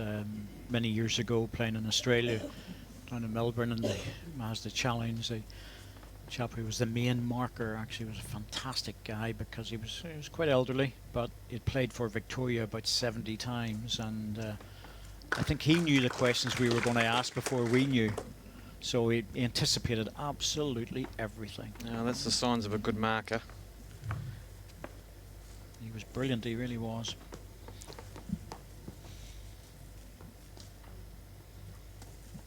Robert. Any adjustment? Yep, that's good. Just drops in. Number one.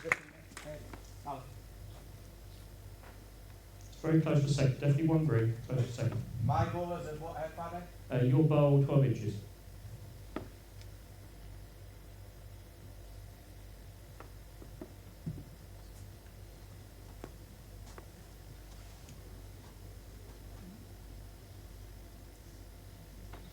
Oh, nice track here for Andy. That's looking pretty good.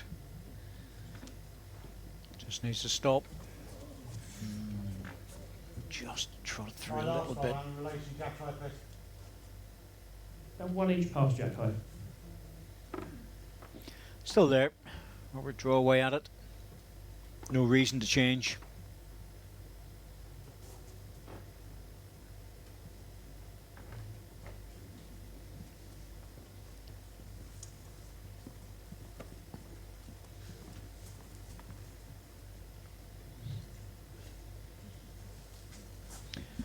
Well, Andy might be tempted to play just slightly inside the line with this one. Arriving weight, try and get his own ball or jack through. Yeah, you've got chances with good weight just to move that jack.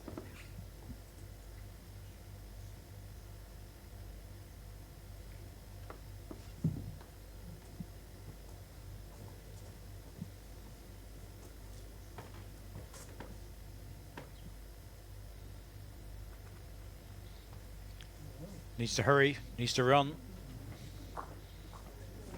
Just didn't make it on, so has he Saved the second. One green. Yep, saved the second shot.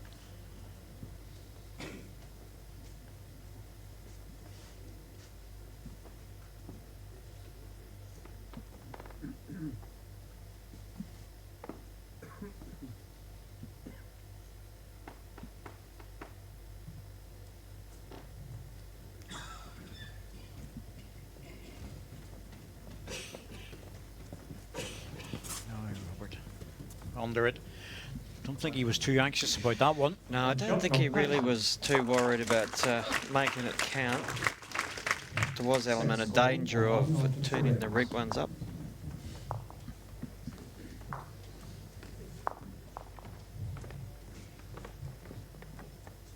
Yeah, it's Andy's ball just coming off the front edge. Second shot. Took one off.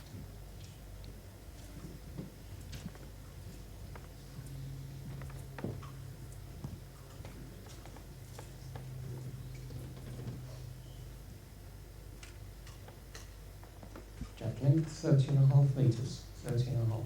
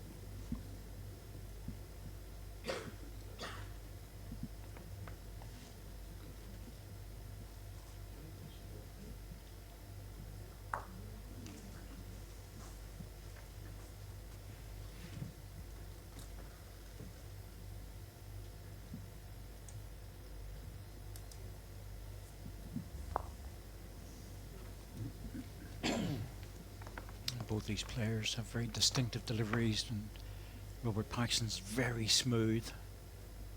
Gets the ball away beautifully, and he's had that very deep delivery for a long time. I always reckoned his knees or his back would give up at some stage, but hasn't happened yet. Not getting any younger for that sort of delivery, but he's keeping himself pretty fit. Well, he's on his bike every day. So, bikes to work, or bikes to the train station to get to work. 2 green.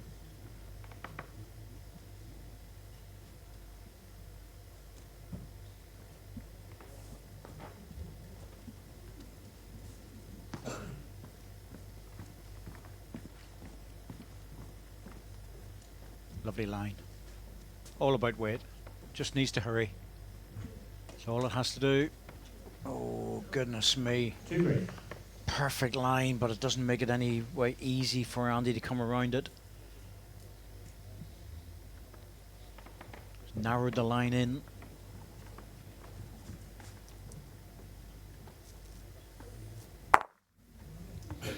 Well, Andy decided not to take any more risk on that one and just ploughed through it. Take that.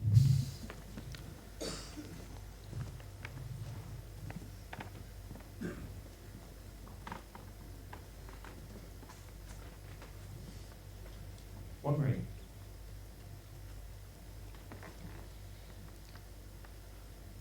So one shot out that drive, but Robert down to a single with a chance to add another one.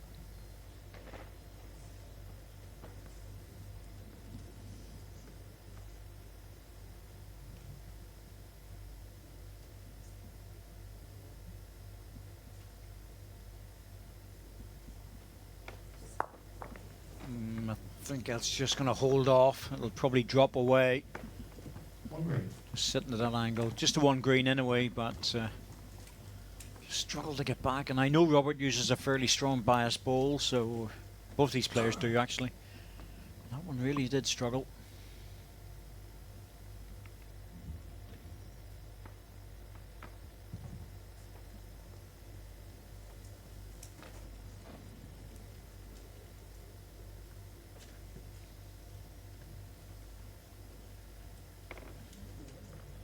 Trying hard. No. Played that well. One shot, Andy Thompson. The last two bowls, with two good shots, he cleared the Set path score, and 2-1 got the after shot. 3 minutes. Yep, well, that's the way it works. There was a bang on target, to be fair. He wanted his own ball. He wanted the jack then on the way through. Didn't get it. But the hit and the recovery, sign of a top-class player.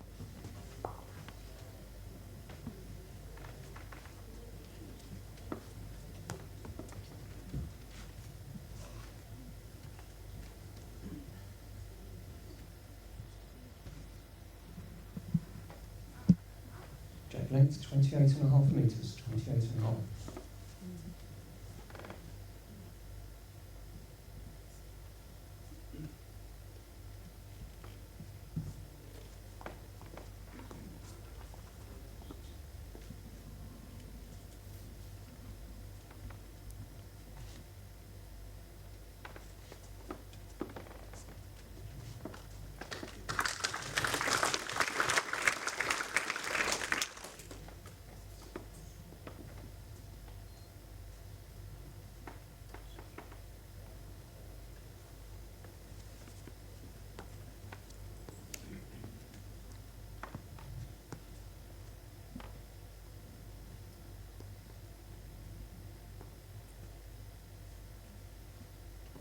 Back touch it up. Very small gap. Well, they do reckon anything less than a 32nd of an inch. Let's not go metric on that. It's just the same as touching it.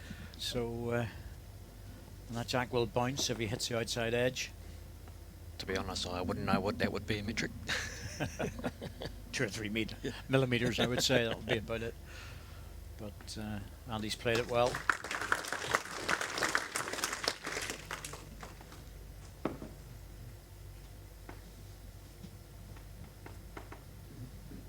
It's amazing how these things work and technology moves on. And said to my daughter one time about a fax machine. She looked at me and said, "What's that?" I said, "Well, we put a piece of paper in and it comes out the other end." I thought it was very antiquated. Just going to drop back, and he's got the jack. Well, Probably didn't need that. Which one is it? Blackpool. Did you point to the shortest one? Yeah, it's Yeah, amazing these sure. days. If you want something fixed, find a 10-year-old. yep, that's it. Everything's instantaneous. Shot bowl gap is 1/2 inch. Robert's bowl gap is 2.5 inches.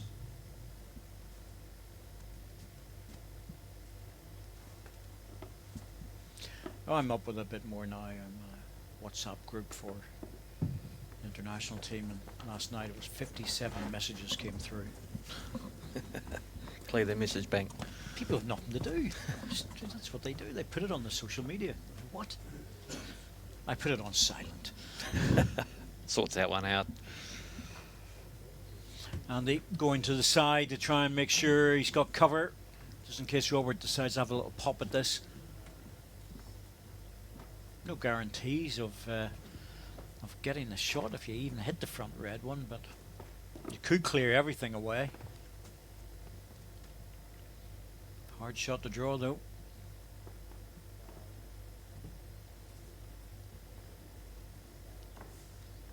Well, it's a very precise shot. He's looking to split the 2 reds and drop in on the jack.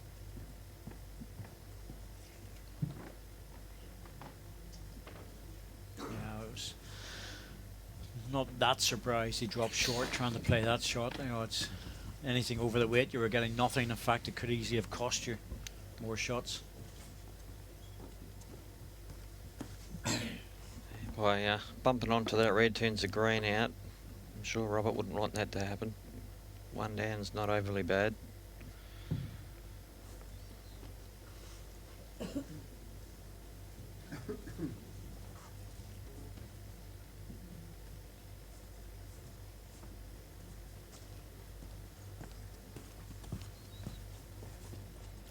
2 short bowls, and again, pretty sure Andy was trying to draw that, to be truthful. He just dropped short. Yeah, well, no real danger there to land the green.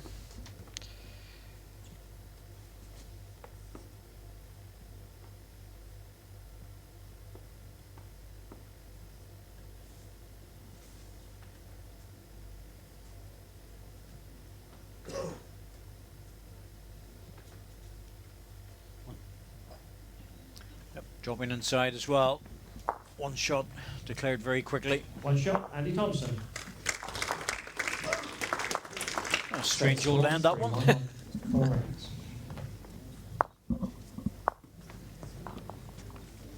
Roberts' ball coming in. As soon as he dropped back, it was the jack was always going to move to the front of the red one. There's just no way to escape that.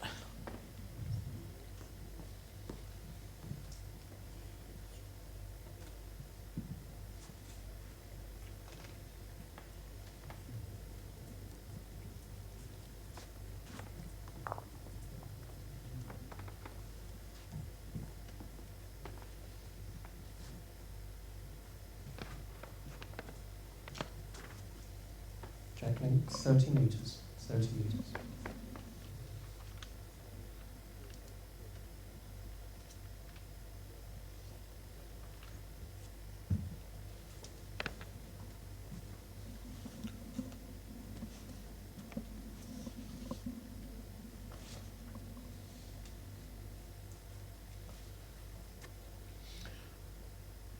Both these players well up the ranking list.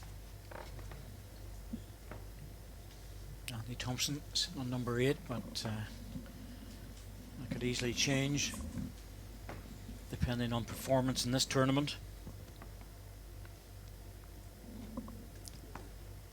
Robert Paxton at number 3, and once again, you just never know what's going to happen there with regards to this tournament. They'll have to wait to get to the semi-final stages. Banners, Robert, down. 2 feet. 50. 2 feet. 2 feet.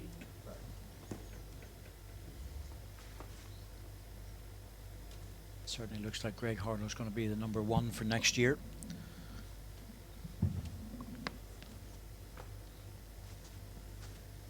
Yeah, with Nick Britt getting knocked out, sort of opened that right up. Yes, Nick was only 1 point behind him, but I think that's confirmed now.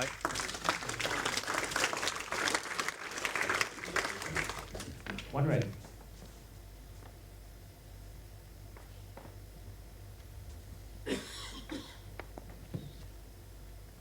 Robert's not sure about this one. Top of the foot, and he's right not to be sure. That's well away. Chance for Andy. Turn the jack round the corner.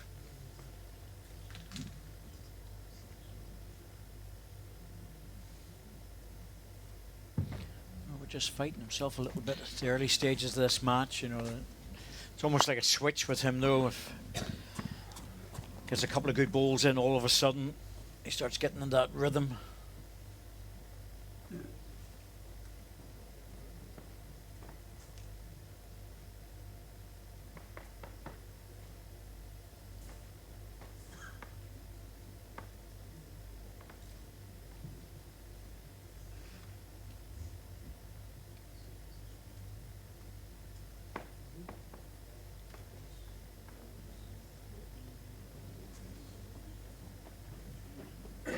One red.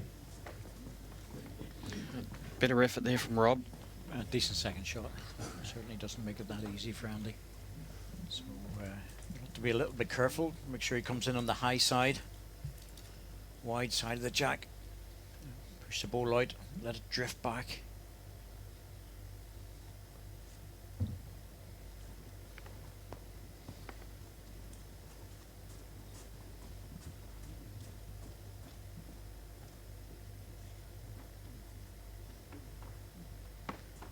Coming in really nicely. Like I was saying, oh goodness me, if you had hit that jack with that pace, the shot was away. One red. He got away with that a little bit, he was onto the green. And the last bowl gap is 11 inches. And the gap for shot ball. Shot bowl gap 8 inches. Seems. Shot bowl 8 inches short jack height. Just let Robert get that question out of the way. Same shot for him, really. A little touch in the jack will make the double. Very little correction needed from his previous ball.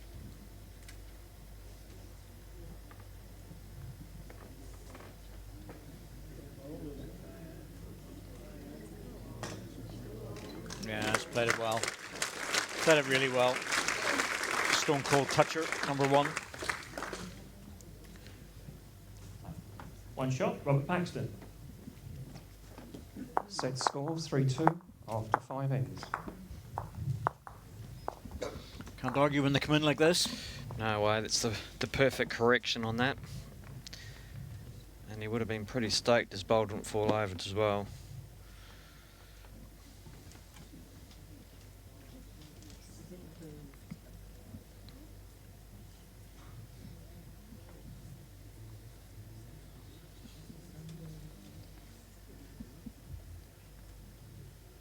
Jack length 31.5 metres. 31.5.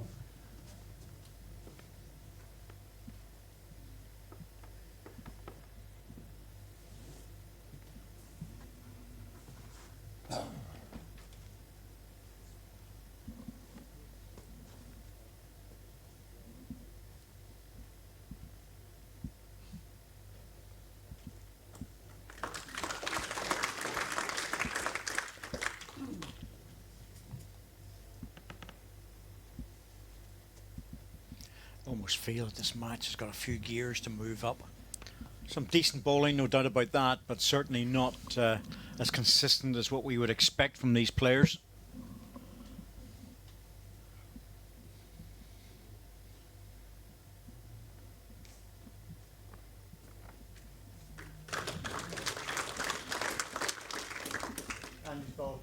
Andy's bowl. The Tough gap audience in the bowl, commentary box. 9 inches. So it is, Dave. It's, Tough yeah. audience. Andy knows that, and so has Rob. He's been. The both of them have been in with me many times. I think Rob's wife Louise will be, if Rob doesn't pick his game up a bit, she might be out there giving him a bit of a... A bit of grief. So Louise is sitting in the stadium somewhere, quiet, I would imagine, Very quiet. looking after the baby.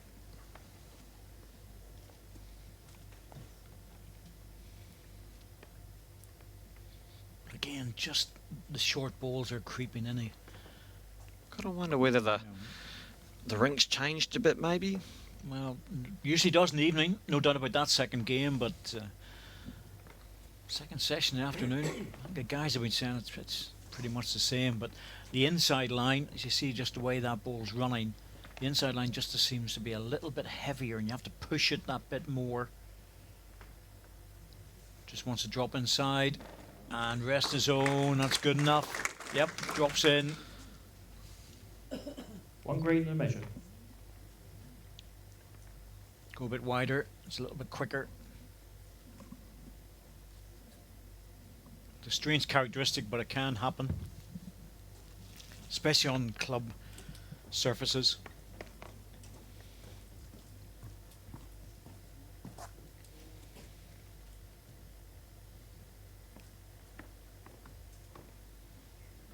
Andy once again dropping short, and it's not like him. You know, he knows that getting up to his own bowl there was good. If he missed it, he was coming through. Came inside, he was getting a good result. So 3 different opportunities.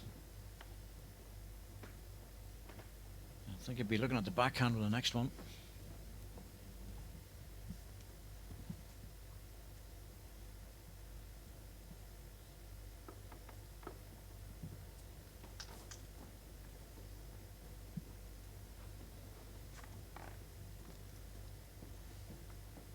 I was just watching that delivery there, Robert, and how much effort he put into pushing the ball through. He's played it well. So normally it's a very fluent ease away the ball on the track, but he actually looked to me like he pushed that one. 2 green and a measure. Backhand shot now for Andy, I would imagine. Yeah, it looks like you know, that little extra effort that's going into it. Can almost see by the way he was talking there to the marker that maybe it's a little sluggish. There's the backhand runner. Andy, have you got enough weight? He has to be lucky with his own front one. Not this time. 2 and a measure. Played that very controlled. I could understand why he wanted to get around the short stuff and get back to the jack, but One place. it's the 2 out. green, measure for 3. Let the umpire get on with the job now.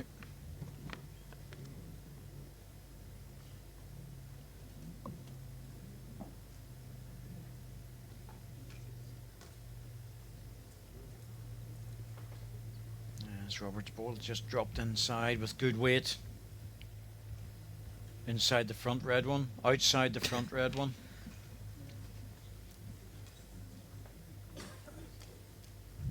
Two shots, Robert Paxton. 2 it is. Not a disaster by any means for Andy Thompson, but just 1 shot in it with 3 ends to go.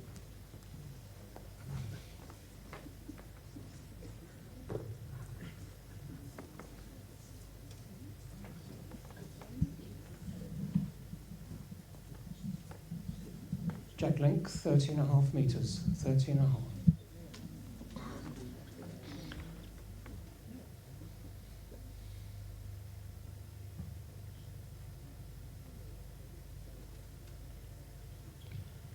So the run for home. Last 3 ends, 6 played, 7 shots scored between the 2 players. And double on the last end by Robert Paxton, ruining the run of all the singles. It's his jack length and he's dropped it a metre.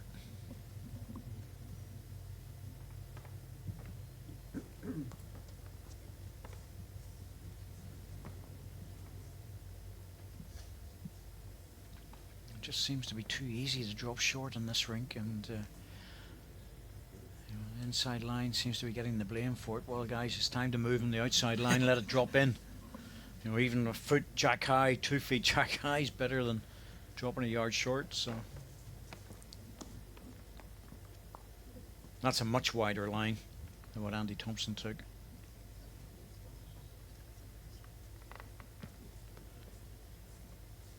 Yep, so half a yard to go. Last ball, 2.5 feet. Wow, it's even further away. 2.5. Goodness me, that's further than what I thought. 2.5 Yeah, feet. I didn't think it was quite that far.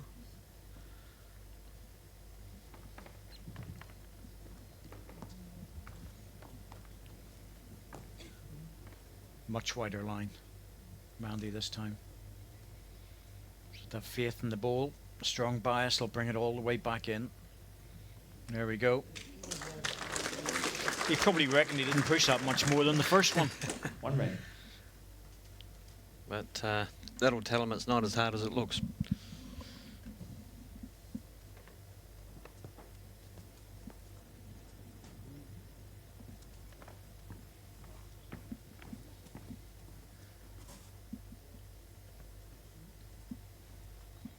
Correction again by Robert. Very close Oh, here. he's drawn the shot.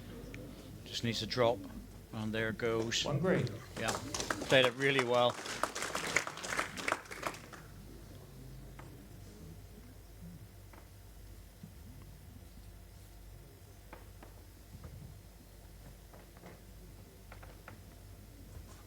Andy looking to filter through the gap at the front, try and get to the jack or the green ball. Looks under, doesn't want that up the face. Oh dear, Andy. Yeah, That's probably the only thing he didn't want. it's cost him another at this stage in the 7th end. If you're behind, you really need to score. Otherwise, you're chasing the set for the last 2 ends.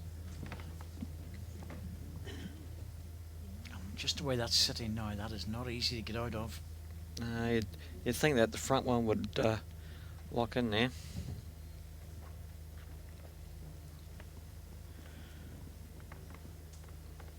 Anything behind the jack is good for Robert. I tell you what, if he drops in for 3, he's really putting the pressure on. Oh my goodness me, that's almost impossible for Andy Thompson now. No. He's going to have to just hit this, 3 green. hope to get a split, maybe take 2 away. If he gets the split absolutely perfect, he could run onto the jack, but my goodness me, he'd be doing well. I can't imagine him getting anything out of this.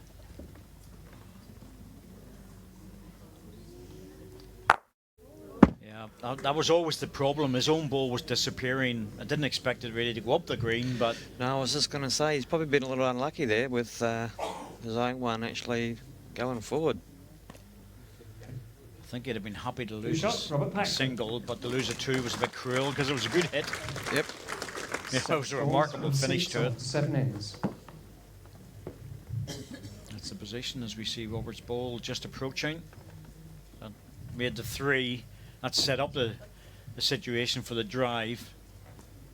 But look at the red ball going back up the green again, past the green one, and that cost Andy another shot. But Jack length, 31.5. 3 down to 2. 31.5.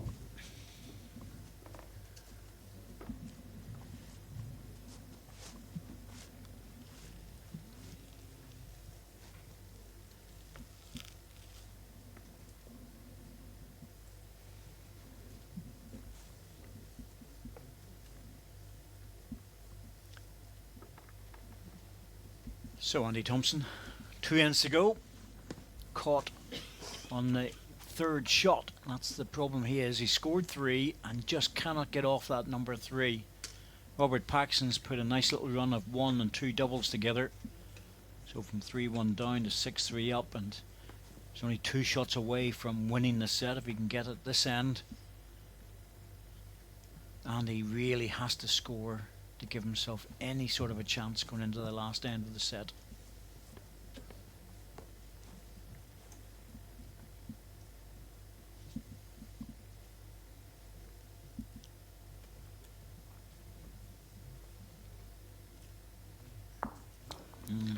And that doesn't help. Short balls, time and time again.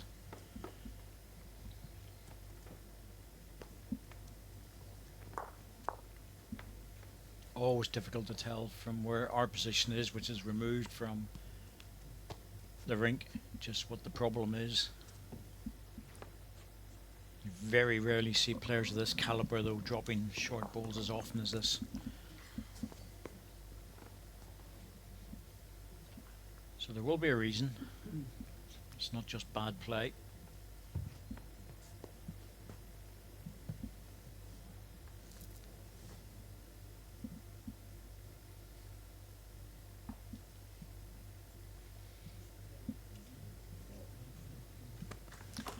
And he wasn't sure when he let that go. You could see a slight grimace on his face, which is not a good sign Yep, it's 5 inches. when you end up on the jack.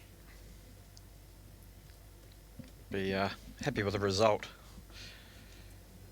after all that.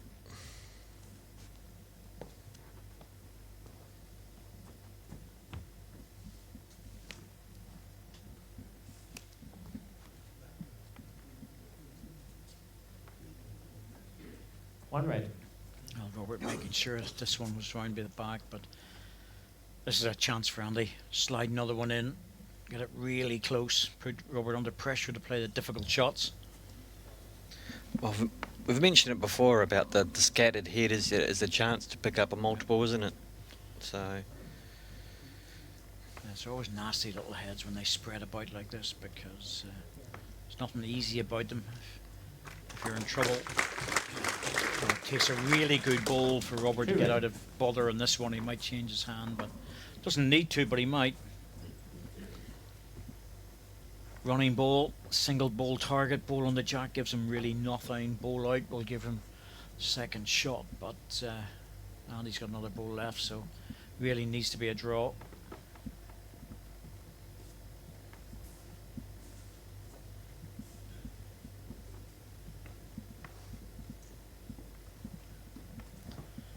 Well, it's whether he gets past the front ones. No, he didn't really have the weight there either. I think I would have just managed to get up to the front red one, but no better than that. Just said about these loose ends, they're very dangerous, and you know, it's not pretty, but it's effective.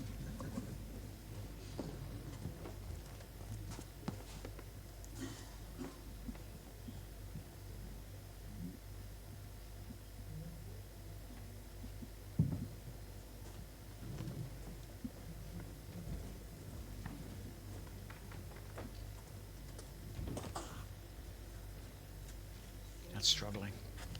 Oh, Andy. What on earth was that made? Because 2 shots, Andy Thompson. I'm even surprised he changed, to be honest, because there was lots and lots of room on the other side just to drop Set in. score 5-6 after 18. Well, he played 2 good ones down there, and you would have thought he would have stayed there.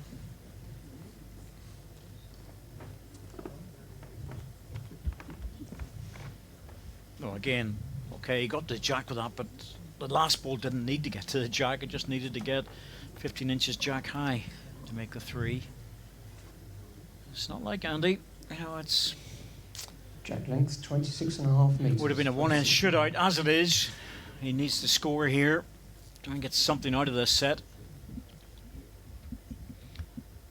And his wife Lynn is watching at home, and we don't know what's going on, so you can ask him later. I will anyway. I'm sure Rob will mention it to me when I catch up with him after the game about what was going on there. If there's any tricky bits to the rink. The only thing I can think of is that change in temperature. That's all, which sometimes happens at different times of the day as the crowd move in and out between sessions. Oh, we had that last night in a big way though, didn't we? You know, the first set of the last game last night, they were sort of bombarding it a little bit, and then obviously got cold and metre short.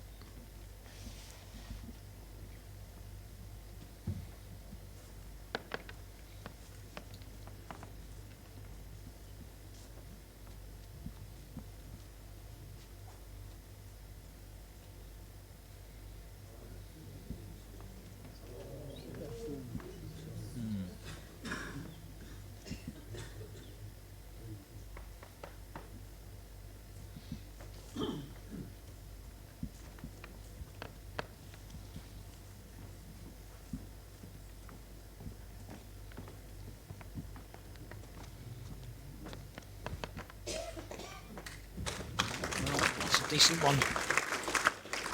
2 green. Last ball, how far shot? 8-inch gap. 8. 8.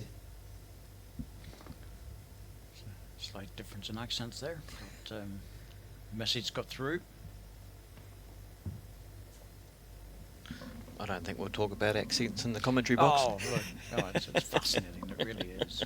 Absolutely fascinating. You lot all sound the same. Oh, mind you, I do love the Irish accent. Well, it is different. Although I'm from the north, the south is even more 2 green.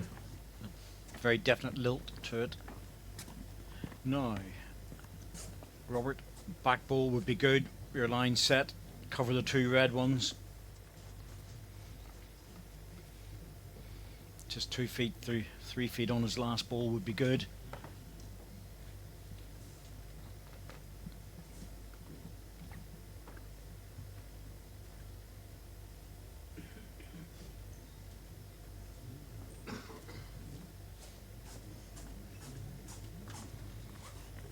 It's not perfect for what he was looking for, but it's not bad. He really wanted to tuck in beside them because Andy's got a chance to extend this jack through to the 2 red. Not an easy shot, but very much what he has to play. He's very straight on this. Yeah, it's just turned at the last second.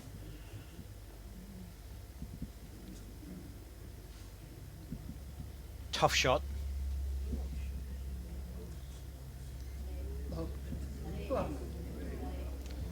Yeah, just dropped it. Good effort. Tried to draw the shot. 1 shot, first set, Robert Paxton. A confirmation of 1 shot to Robert Paxton.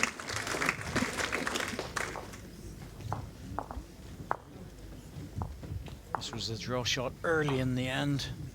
Stayed all the way through. Picked up the single. Anything within 6 inches was a good ball. That's exactly what he managed to do. So Robert Paxton, well, he takes the first set. 7 shots to 5.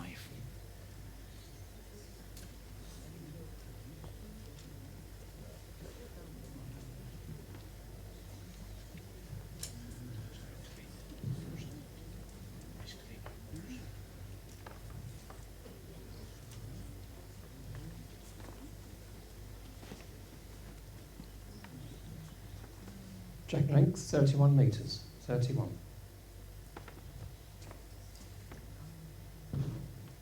Robert Paxton plays long jack length in the first bowl of the first end of the second set, having successfully negotiated the first set 7 shots to 5. A strange set of bowls, I have to say. Very hard to be consistent by the looks of it out there, and both players struggling. But I think the world number 3 will be delighted to tuck that set in his back pocket, guaranteed at least a tie break.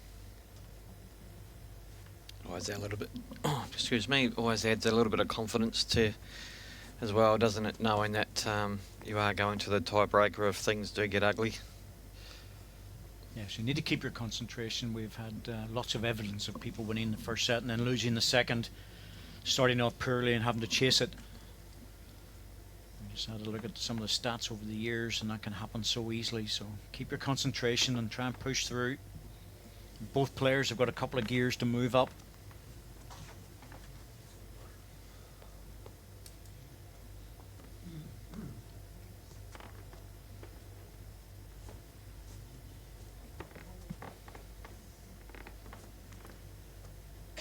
It's a bit like a car, really. You know, if it's 8 gears, they're puttering along in 4th or 5th gear.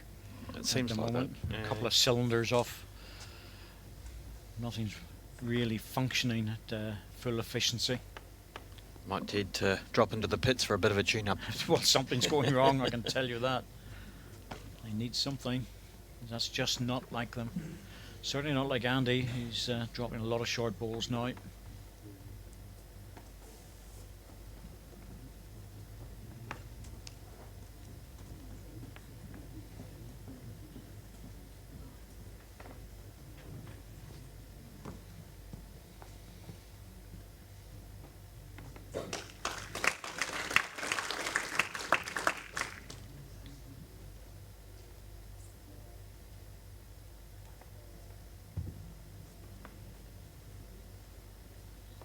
I think Andy Thompson will want to drop this one short as well. Mind you, you probably didn't want to drop the first 2 short either. Yes, he'll be pushing through with this one. Here's the correction now. When you play a ball as a front toucher after the first 2, you think to yourself, what on earth was I doing? One red. You know, what's going on? Exactly.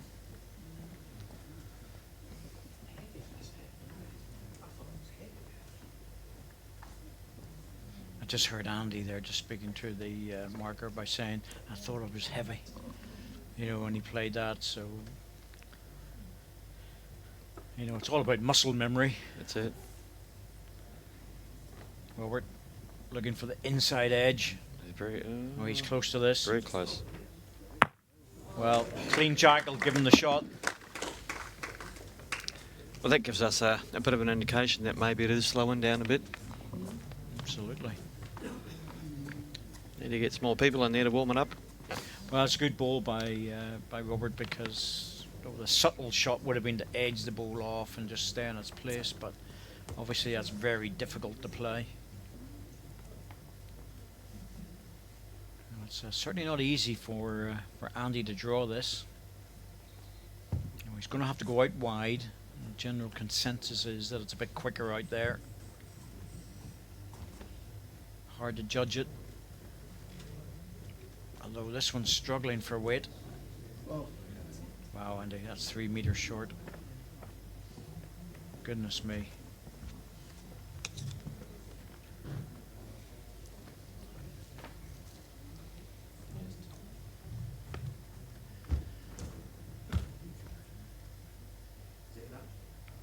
I'd favour that, but I've totally kind of on. Well, that's further away than what I thought. If Andy's calling for a measure, you know, he's, by his own admission, not very good at looking at measures, but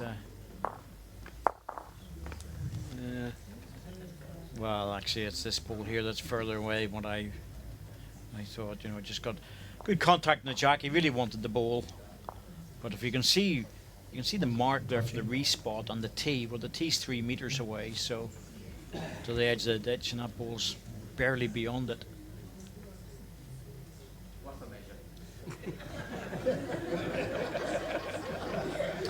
think there might have been a lot in that. I think so. One shot, Robert Paxton. At this point, Andy's now discussing the fact that we're telling everyone that he can't see a measure to save his life. Needs his glasses, but he won't put them on. But only one shot, so no real damage done.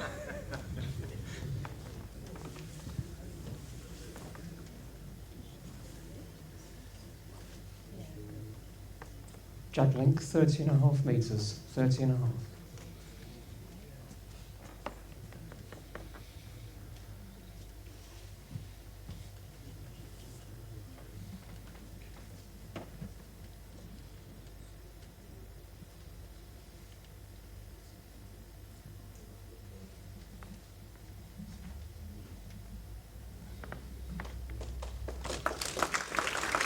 There's just a few signs of Robert's consistency coming back into this game. Last end, 3 balls close, and he had a big recovery ball with his 3rd delivery. Yeah, starting to find a bit of rhythm now.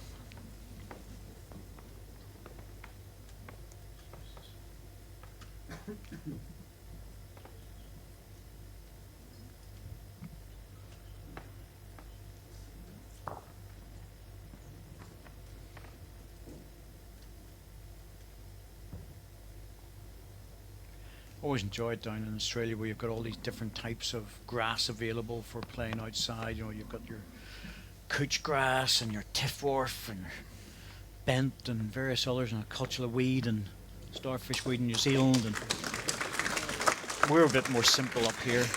It's either got too much grass or not enough. Doesn't matter but what kind it happens to be. We're just happy if it's cut. That's it. Now Andy, it looks like he's going to be attacking this. Ooh, that's quick. In the area. Just missed. Well, it's probably the right shot. You know, especially for a player of Andy's experience and ability to play the runners. Whoops. False start. Yeah, exactly. I think someone's just... well, I hope he's not spreading his germs around with the cold, but that's judged to be a disturbance from the crowd, so the shot clock stops. We had a guy yawning this morning. Yeah, oh well, you know, it's he's been up all night. We knew that. Out into the depths and the enjoyment of Blackpool for the evening. 3 green. Going home last night, there's a lot of places still open, I'll tell you. People about the place. Oh, that looks wide. Wide, Yeah, but that always looked wide. He's committed himself now. Certainly go again with a 3rd, and be interesting to see if Robert tries to block this. Whether he goes to the respot position, because the 2 green can disappear. Not so sure. Andy's going very quick at this, and the last 2 runners have been very fast. Not sure if it's wise to do that, because very hard to be accurate. I was thinking back to Jimmy Chesney and others who played really good runners. I think they tend to skid on a little bit too when you're trying to go super quick. You can certainly hear it. Now, Robert, you need to find centre rink with this. You don't want to widen the target, and that's what you're doing. That is not where you want it to be. It looks pretty, but he's doubled the width of the target effectively. Yeah, exactly. So, you know, he sees the laugh there, but I'll tell you what, if Andy uses that ball and gets a shot out of it, oh, Andy. Forehand, you really did pull that. Dear, oh dear. I think Robert will be very happy with that. They should have all gone realistically. Set score 0-4 after 2 rings. Well, it was a pretty 3. It looked nice, but it shouldn't have been allowed to stay. And, well, there you go. Good start for Robert Paxton. 4-0 after 2. Jack length 31.5 metres. 31.5.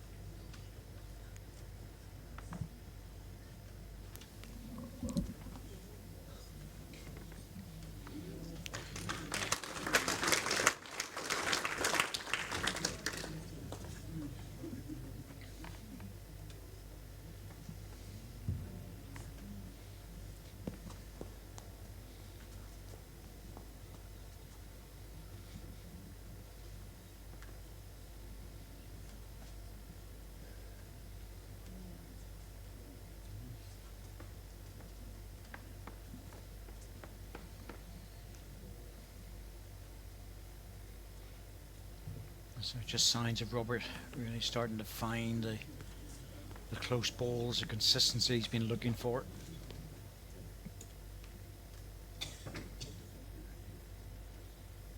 And that's another one coming in.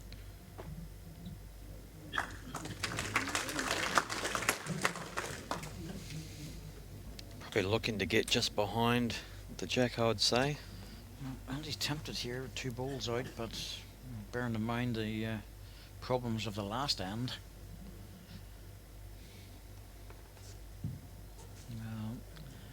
He's certainly playing for it in a different type of shot this time, much more controlled. Trying to get the ball back, but he's in bother. He's missing it by that much.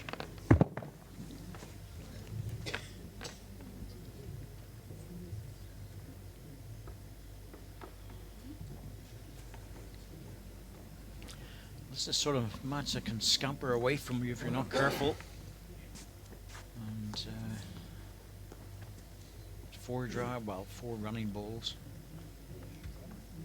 And he's missed them. And again, Roberts says he's now found the range in both hands, both directions.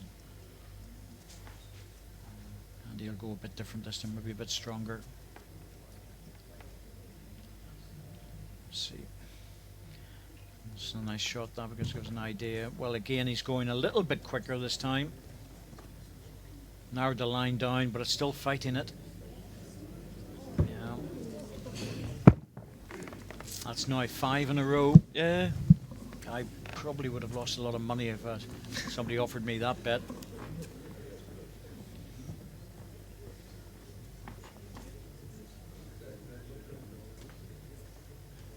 I think if you're Robert Paxton, how do you go a little bit further back now? He's got a nice 3.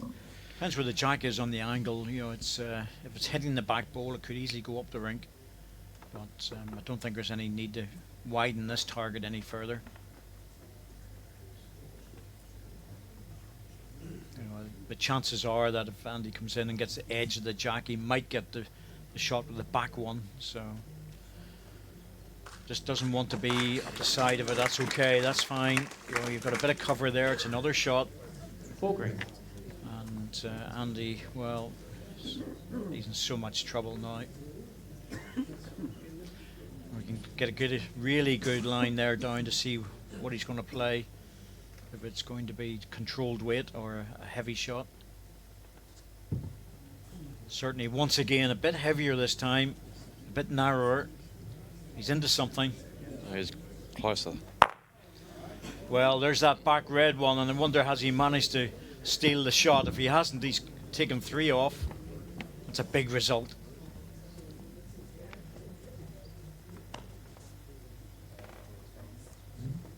Don't know. I favour the green ball. Well, they both favour the green ball. It's further up and closer to the ditch, but Andy could do worse than to measure this. You know, just let it be. Well, no, it must be well in if Andy's giving it away like that. It must be, Robert Paxton. must be in by a mile. That was a good result. He got a double dunt on the jack. 0-5. It was going back up the green again, Dave. You can see it. Oh, there we go. Back up the green, back down again. If it had stayed up, he was losing 3. Yeah.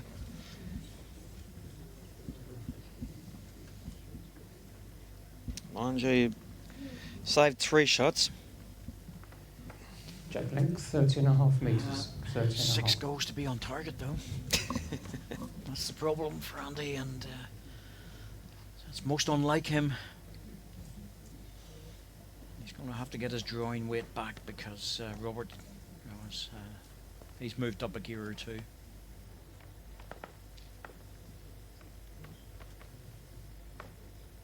That's another close ball.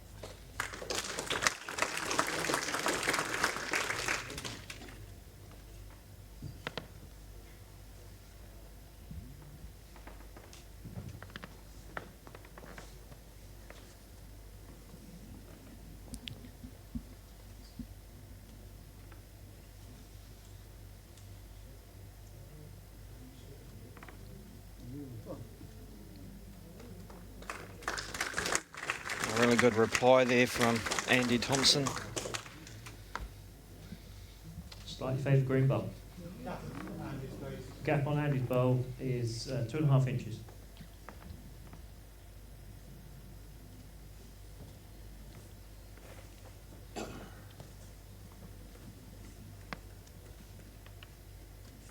This 5-shot lead has come a little bit early for Robert Paxton. He'd prefer to be 5 up with 2 ends to go, not 6 ends to go, so he needs to keep playing consistent stuff, keep the pressure on Andy.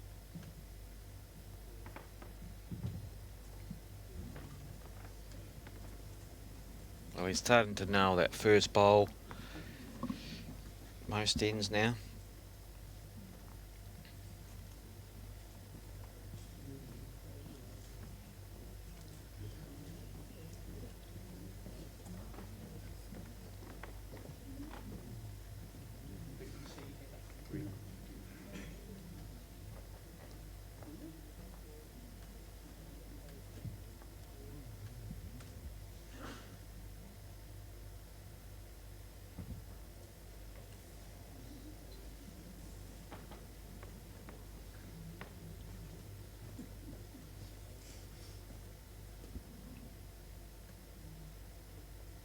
He's very close with this, really close with this one.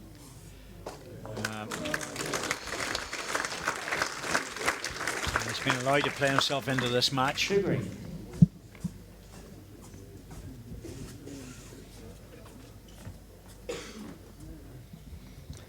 Again, he's got any choice here but to go heavy again. Certainly not going to draw it off. There's a shot in the backhand to rest the green and drop back onto the jack, but it's not easy. Well, he's got his own ball on the inside, which promptly took onto the green, which took his other one out, so he's got nothing in there. Well, it's a cruel game sometimes. You know, you think you're going to use that ball to get you back on the target, cost you an extra shot. Oh dear.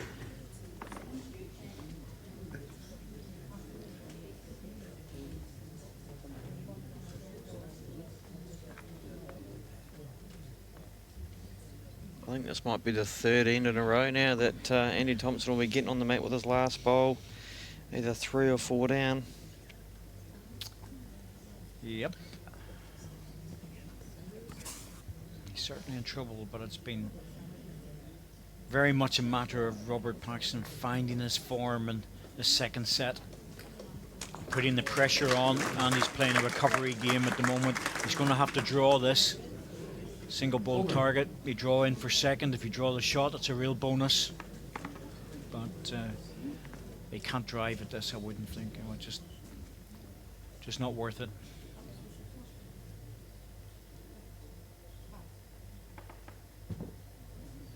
Yep, down to the draw. You can't really afford to drop too many here. He's a predictable enough player, and he's been around long enough to know what shot to play at the right time. And just needs to bend a little bit to get second. Unlucky, drops off, but take 2 off. Well, even taking 2 off is good, but it's still on the wrong side of a 7-0 2 shots, deficit. Robert Paxton. Set score 0-7 after 4 ends. Well, you could say he was unlucky, but at the same time he was off target. That shot, and Robert Paxton. 4 ends gone. Second set, having won the first set 7-5, now 7-0 up in the second set. Jack Link 31 metres, 31.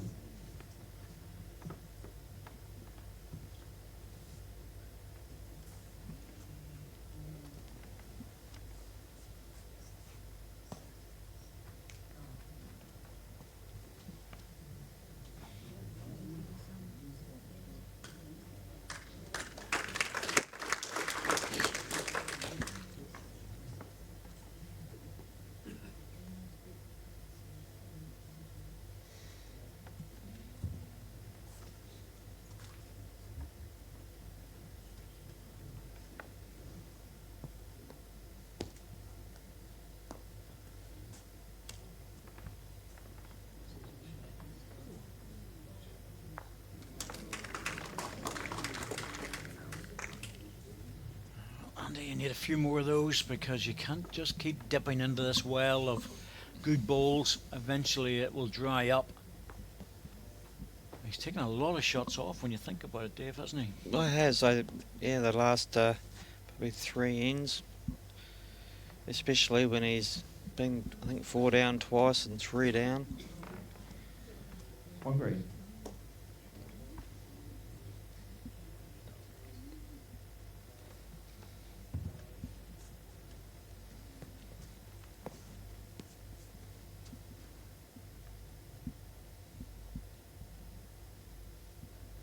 Really needs to get a score here to give himself a chance.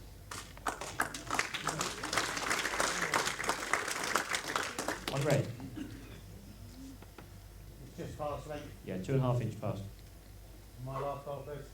Your last bowl, 15 inches.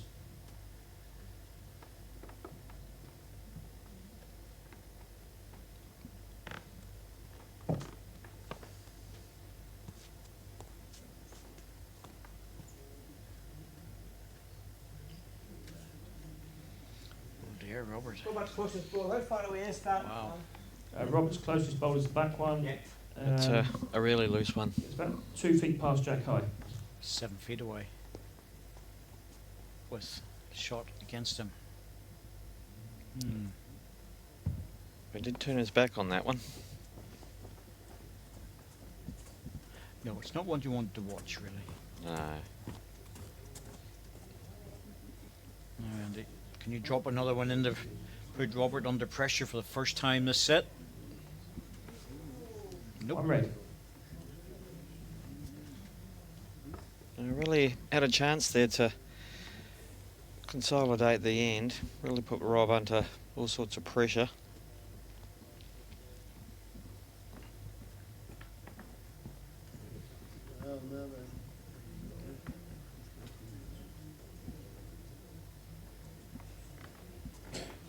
One red.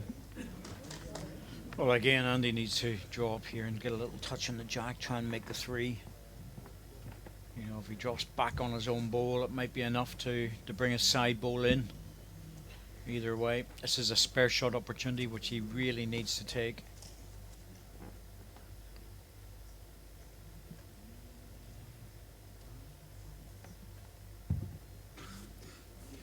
Yeah, opportunities like this don't come around very often. When they do, you've got to make the most of it. Oh, that's wide.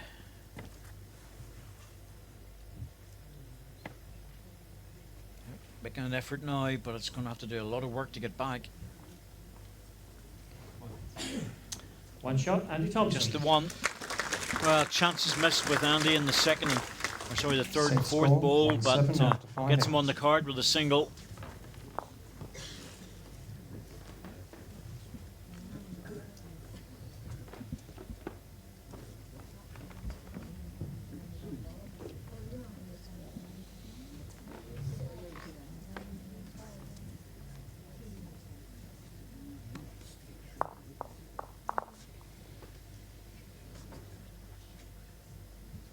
Jack length 26 metres, 26.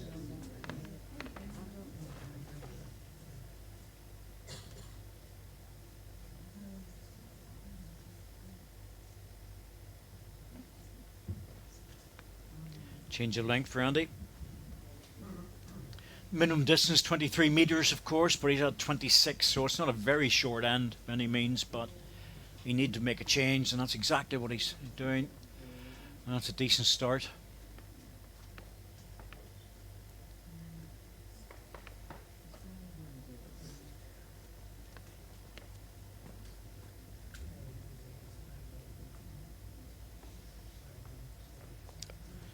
Oh dear. Well, Robert wasn't that consistent the last end, so he had a nice wee run of a few ends in this set where he really looked quite hot, but cooled down a bit.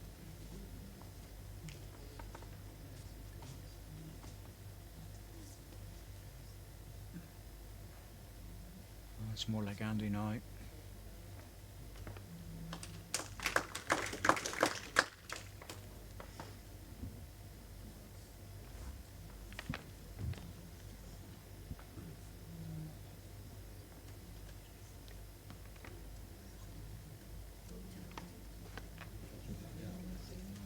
Making the gap.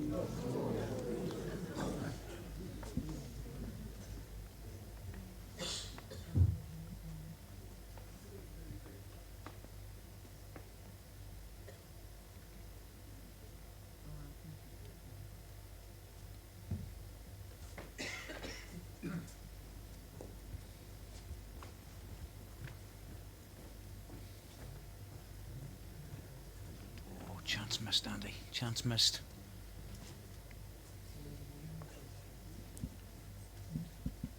Expect Robert to draw this now. He doesn't have to correct too much, just drop a foot.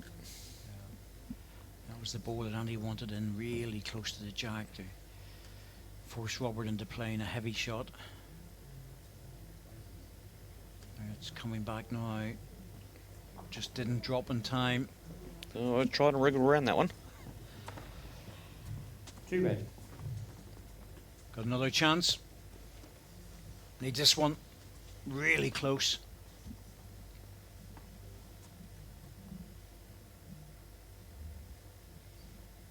A 3 here would change the whole complexion of this set.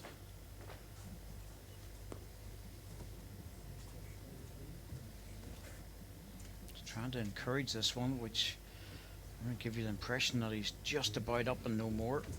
Yep. That's good. 3 red.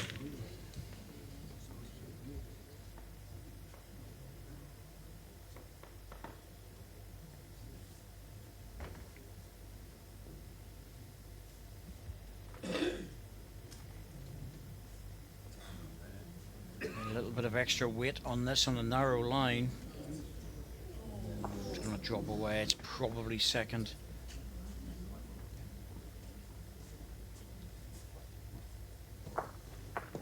One shot, Andy Thompson.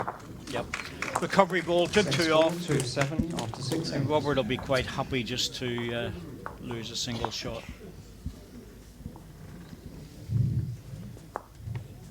That's another end played. He's 5 in front. Andy has to win the next 3 ends to get 6 shots and take the second set. The way this match has been going, that won't be easy. No. Now we've seen glimpses of brilliance and then glimpses of frustration, I think. Jack length Yep. 24.5 metres. 5. 24.5. 5 ends. Andy has scored a single and 1 double, and that's it. So he needs 3 doubles. Next 3 ends. Going short again, 24.5 metres. The only thing about that is that it'll maybe work in Andy's favour, but Robert can drive his way out of trouble. That's a good start. Yep. Doing exactly the right thing. He has to make a change.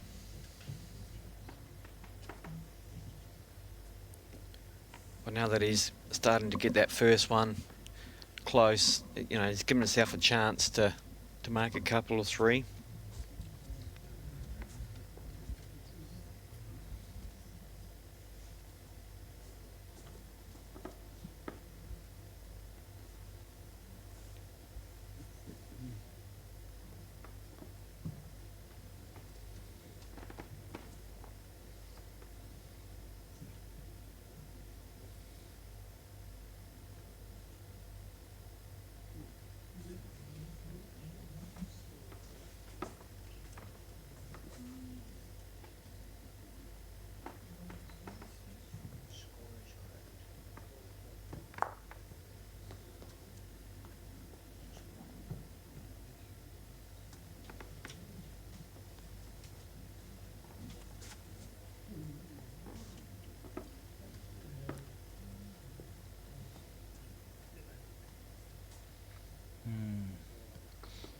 just gone off a little bit, Robert, hasn't he? He's Yeah. just starting to spread them a little bit. Yeah, the last 3 ends or so. Just wonder is Andy left it too late though. That's another one coming in. Last end, Robert got a good ball in to 2 red. save from a 3 down to a single. And once again, he won't want to dip into too many heads like that. You know, he'll want to build them, force Andy to save shots. At the same time, he's always quite happy just to lose a single. He doesn't want to lose multiples. Just needs to run. Oh, that's a good ball. It's going to drop away, but it might still be the shot.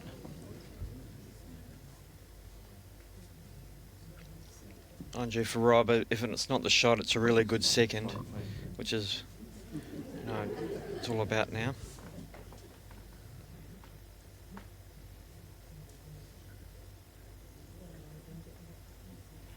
Well, Andy's watching this actually the whole way back. Yeah, there he goes. He's Timeout call.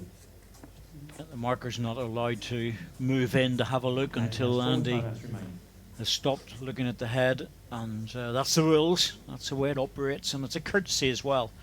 But it's hard to tell for us.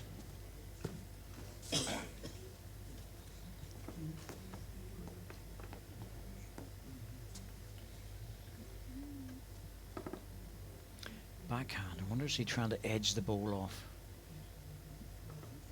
Well, that's what he's going for. Yeah, you're right. He's very close to it. Well, actually, he may have managed to get the shot out of this. Rather circuitous route, but it's 1 to red. So there you go. Yeah. Wasn't the way he wanted to do it. Well, it wasn't very much on the first part of the alphabet when it comes to plans. I think it was down round about plan Z, that one.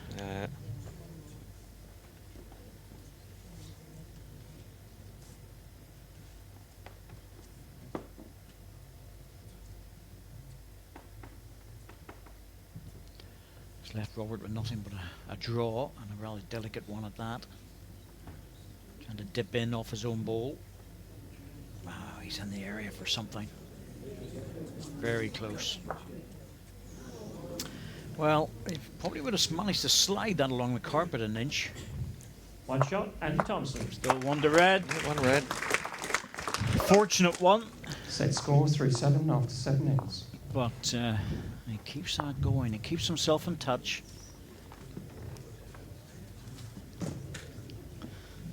There you go. Work that one out. Just got a little slide on that, but the ball didn't actually drop over. Just fell back again. And well, Andy, it's going to be tough now. 2 and a 3 needed. Flag length 26.5 metres. 26.5. Robert, 1 shot, and that's it. Or an equidistant measure. He'd be quite happy with that. I think so too. Yep. Doesn't happen very often. No. So that's where the shorter end sort of favours Robert Paxton now. If Andy Thompson gets a few close, just a quick swipe at the head, get rid of a few.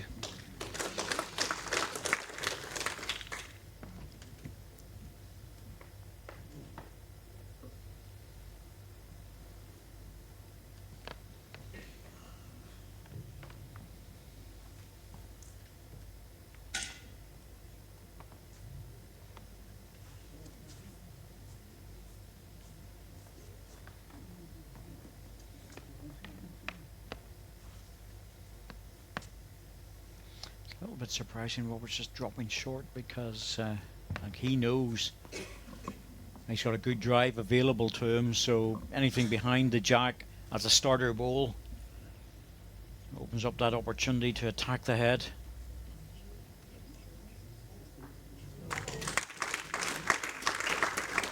Front green one. Your ball 3 feet. It's a barrier really to the running shot.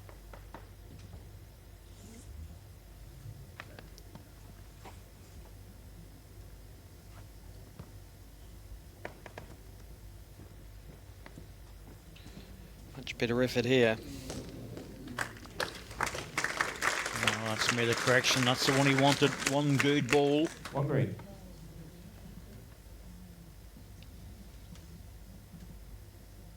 Oh, it's a match light.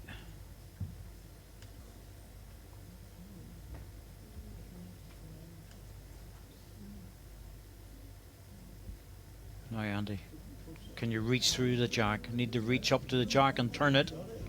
Oh, he's played it. That's a great shot. It's a great shot, Dave. Yep. Well, this will be interesting to see what Robert does here, Two red. because that's not easy to draw out of. There's a front plant on the forehand. If he's a bit wide, he takes the 2 red ones out. I reckon he's having a look at that. You know, it's a double opportunity.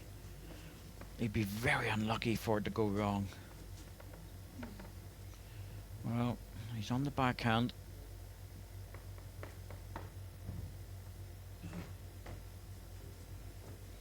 He knows it's available for his last bowl if he can't get close with this one. Trying to encourage it. Oh, it's going to drop. Well, I think that makes up his mind with the next one. I think so.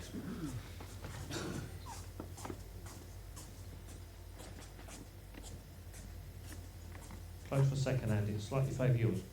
Right, so he wants to turn the jack again, this time for a 3. Timeout called. And And if he he has can, 3 timeouts remaining. if he can tuck it round the corner.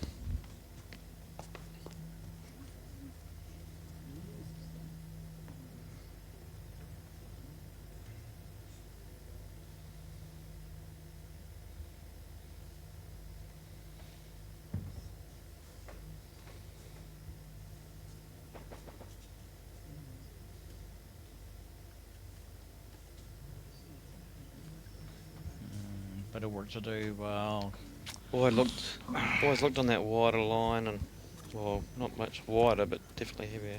yeah, I'm not sure if Robert will play that weight shot now, because if something was to go wrong and the jack goes through and one of his own balls doesn't, he could be 2 down with the, which wouldn't do him any good. Timeout called. So it'd be interesting to see if he plays it. It's the last bowl of the end, so if he wants to win it on this end, he could just play a little runner. No, sticking to the draw, which is sensible, I suppose. Wise thing to do.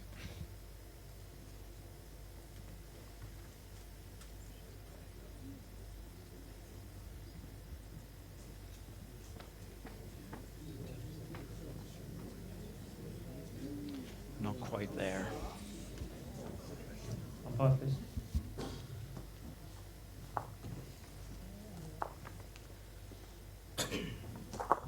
Well, all credit to Andy Thompson. And he's brought this back to a stage where he's actually into the last end of the set from being 7-0 down. 2. So 1 out. I'm going to measure for a double. Very important to get a double here, but it's absolutely no chance of getting the 4, I would suggest, in the last end.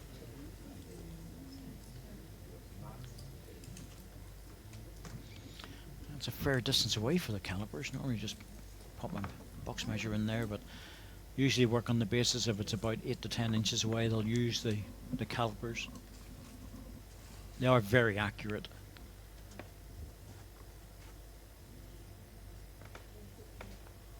And that one's through pretty easily, so I would expect this to be a double.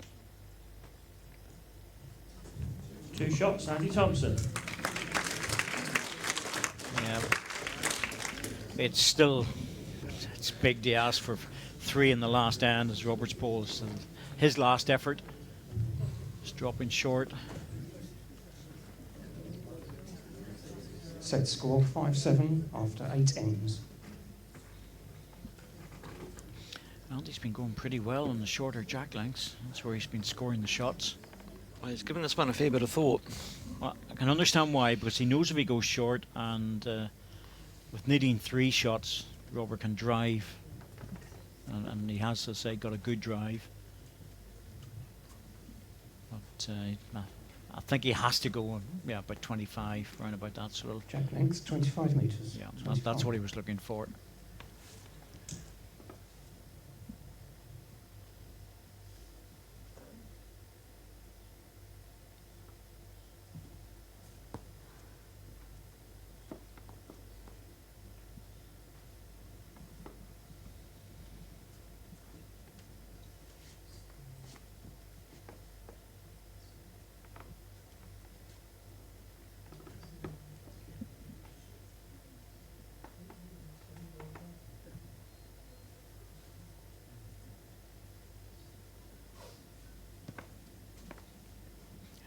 That's the bonus of getting the first set. Your opponent has to win the second. The draw's just not good enough. It's the best first ball from Robert for a few ends. So. Yep. Your ball, 3.5 feet.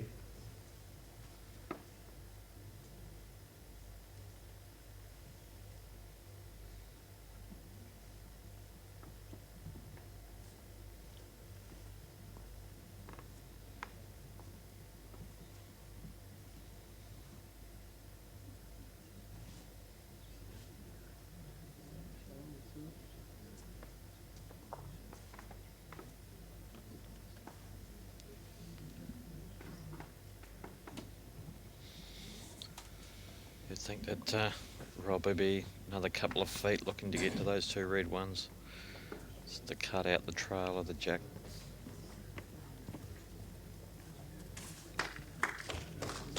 Yep, that's very handy. Agree. Very difficult for Andy to get back now to the jack to make anything more than a double. He would settle for that. At the moment, he'd settle just to remove the green ball, sit in its place, but that's risky shot. I think he just has to try and draw this and hope to move the jack because he doesn't want to lose his ball. If you can just pop the jack out just a little bit, gives him an opportunity with his last. 2 time match remaining.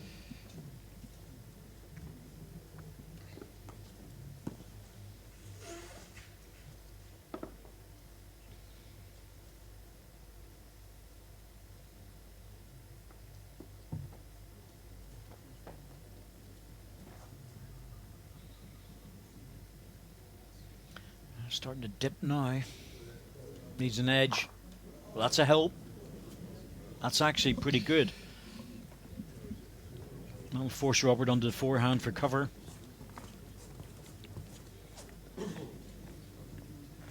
He'll be looking to Very slightly favoured get to the red those two red ones now. one green.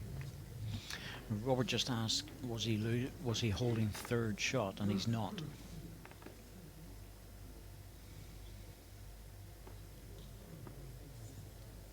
But even allowing for that, the green ball going out, it's too much room. It really is. This has to be behind the jack. And it's not. Well, it's behind, but it's not enough. Let's put it that way. I think about another foot or so, and that would have been absolutely perfect. Andy's got a chance to trail the jack back. Let's be truthful, but it's a hard shot. It really is. Yeah, on the surface, it's not easy to play. And 1 time out remaining. Easy in here. Oh, haven't played a bad one. No, but it's at the start of the end. If he said you've got a chance actually to draw the jack back a yard with your last ball to save the match, you'd probably say yes, I'll take that. I think so. So just an overweight draw is what he's looking for. Just going to hold off, I think. He's got the green ball for, well, actually, as it turns out, second probably. One shot, second set, and the match. One shot to Robert Paxton. Strange old game. It had some very good stuff. Some lovely conversion shots. Interesting drives, but Andy Thompson was just on the wrong side of the score line. It just, even Robert's ball there, you know, it did offer up an opportunity, but at least it was useful and it was in the head. Almost impossible, Dave, to get that. Oh, yeah, I think so. But I think also those 6 runners that he had that he missed. That puts the pressure on, but Andy Thompson loses the match 5-7, 5-8. I think Robert Paxton just a little bit more consistent in that match, and he makes his way through to the semi-final.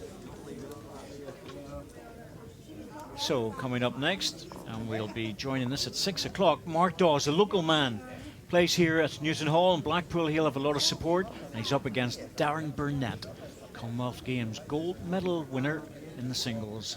It's going to be a fascinating game.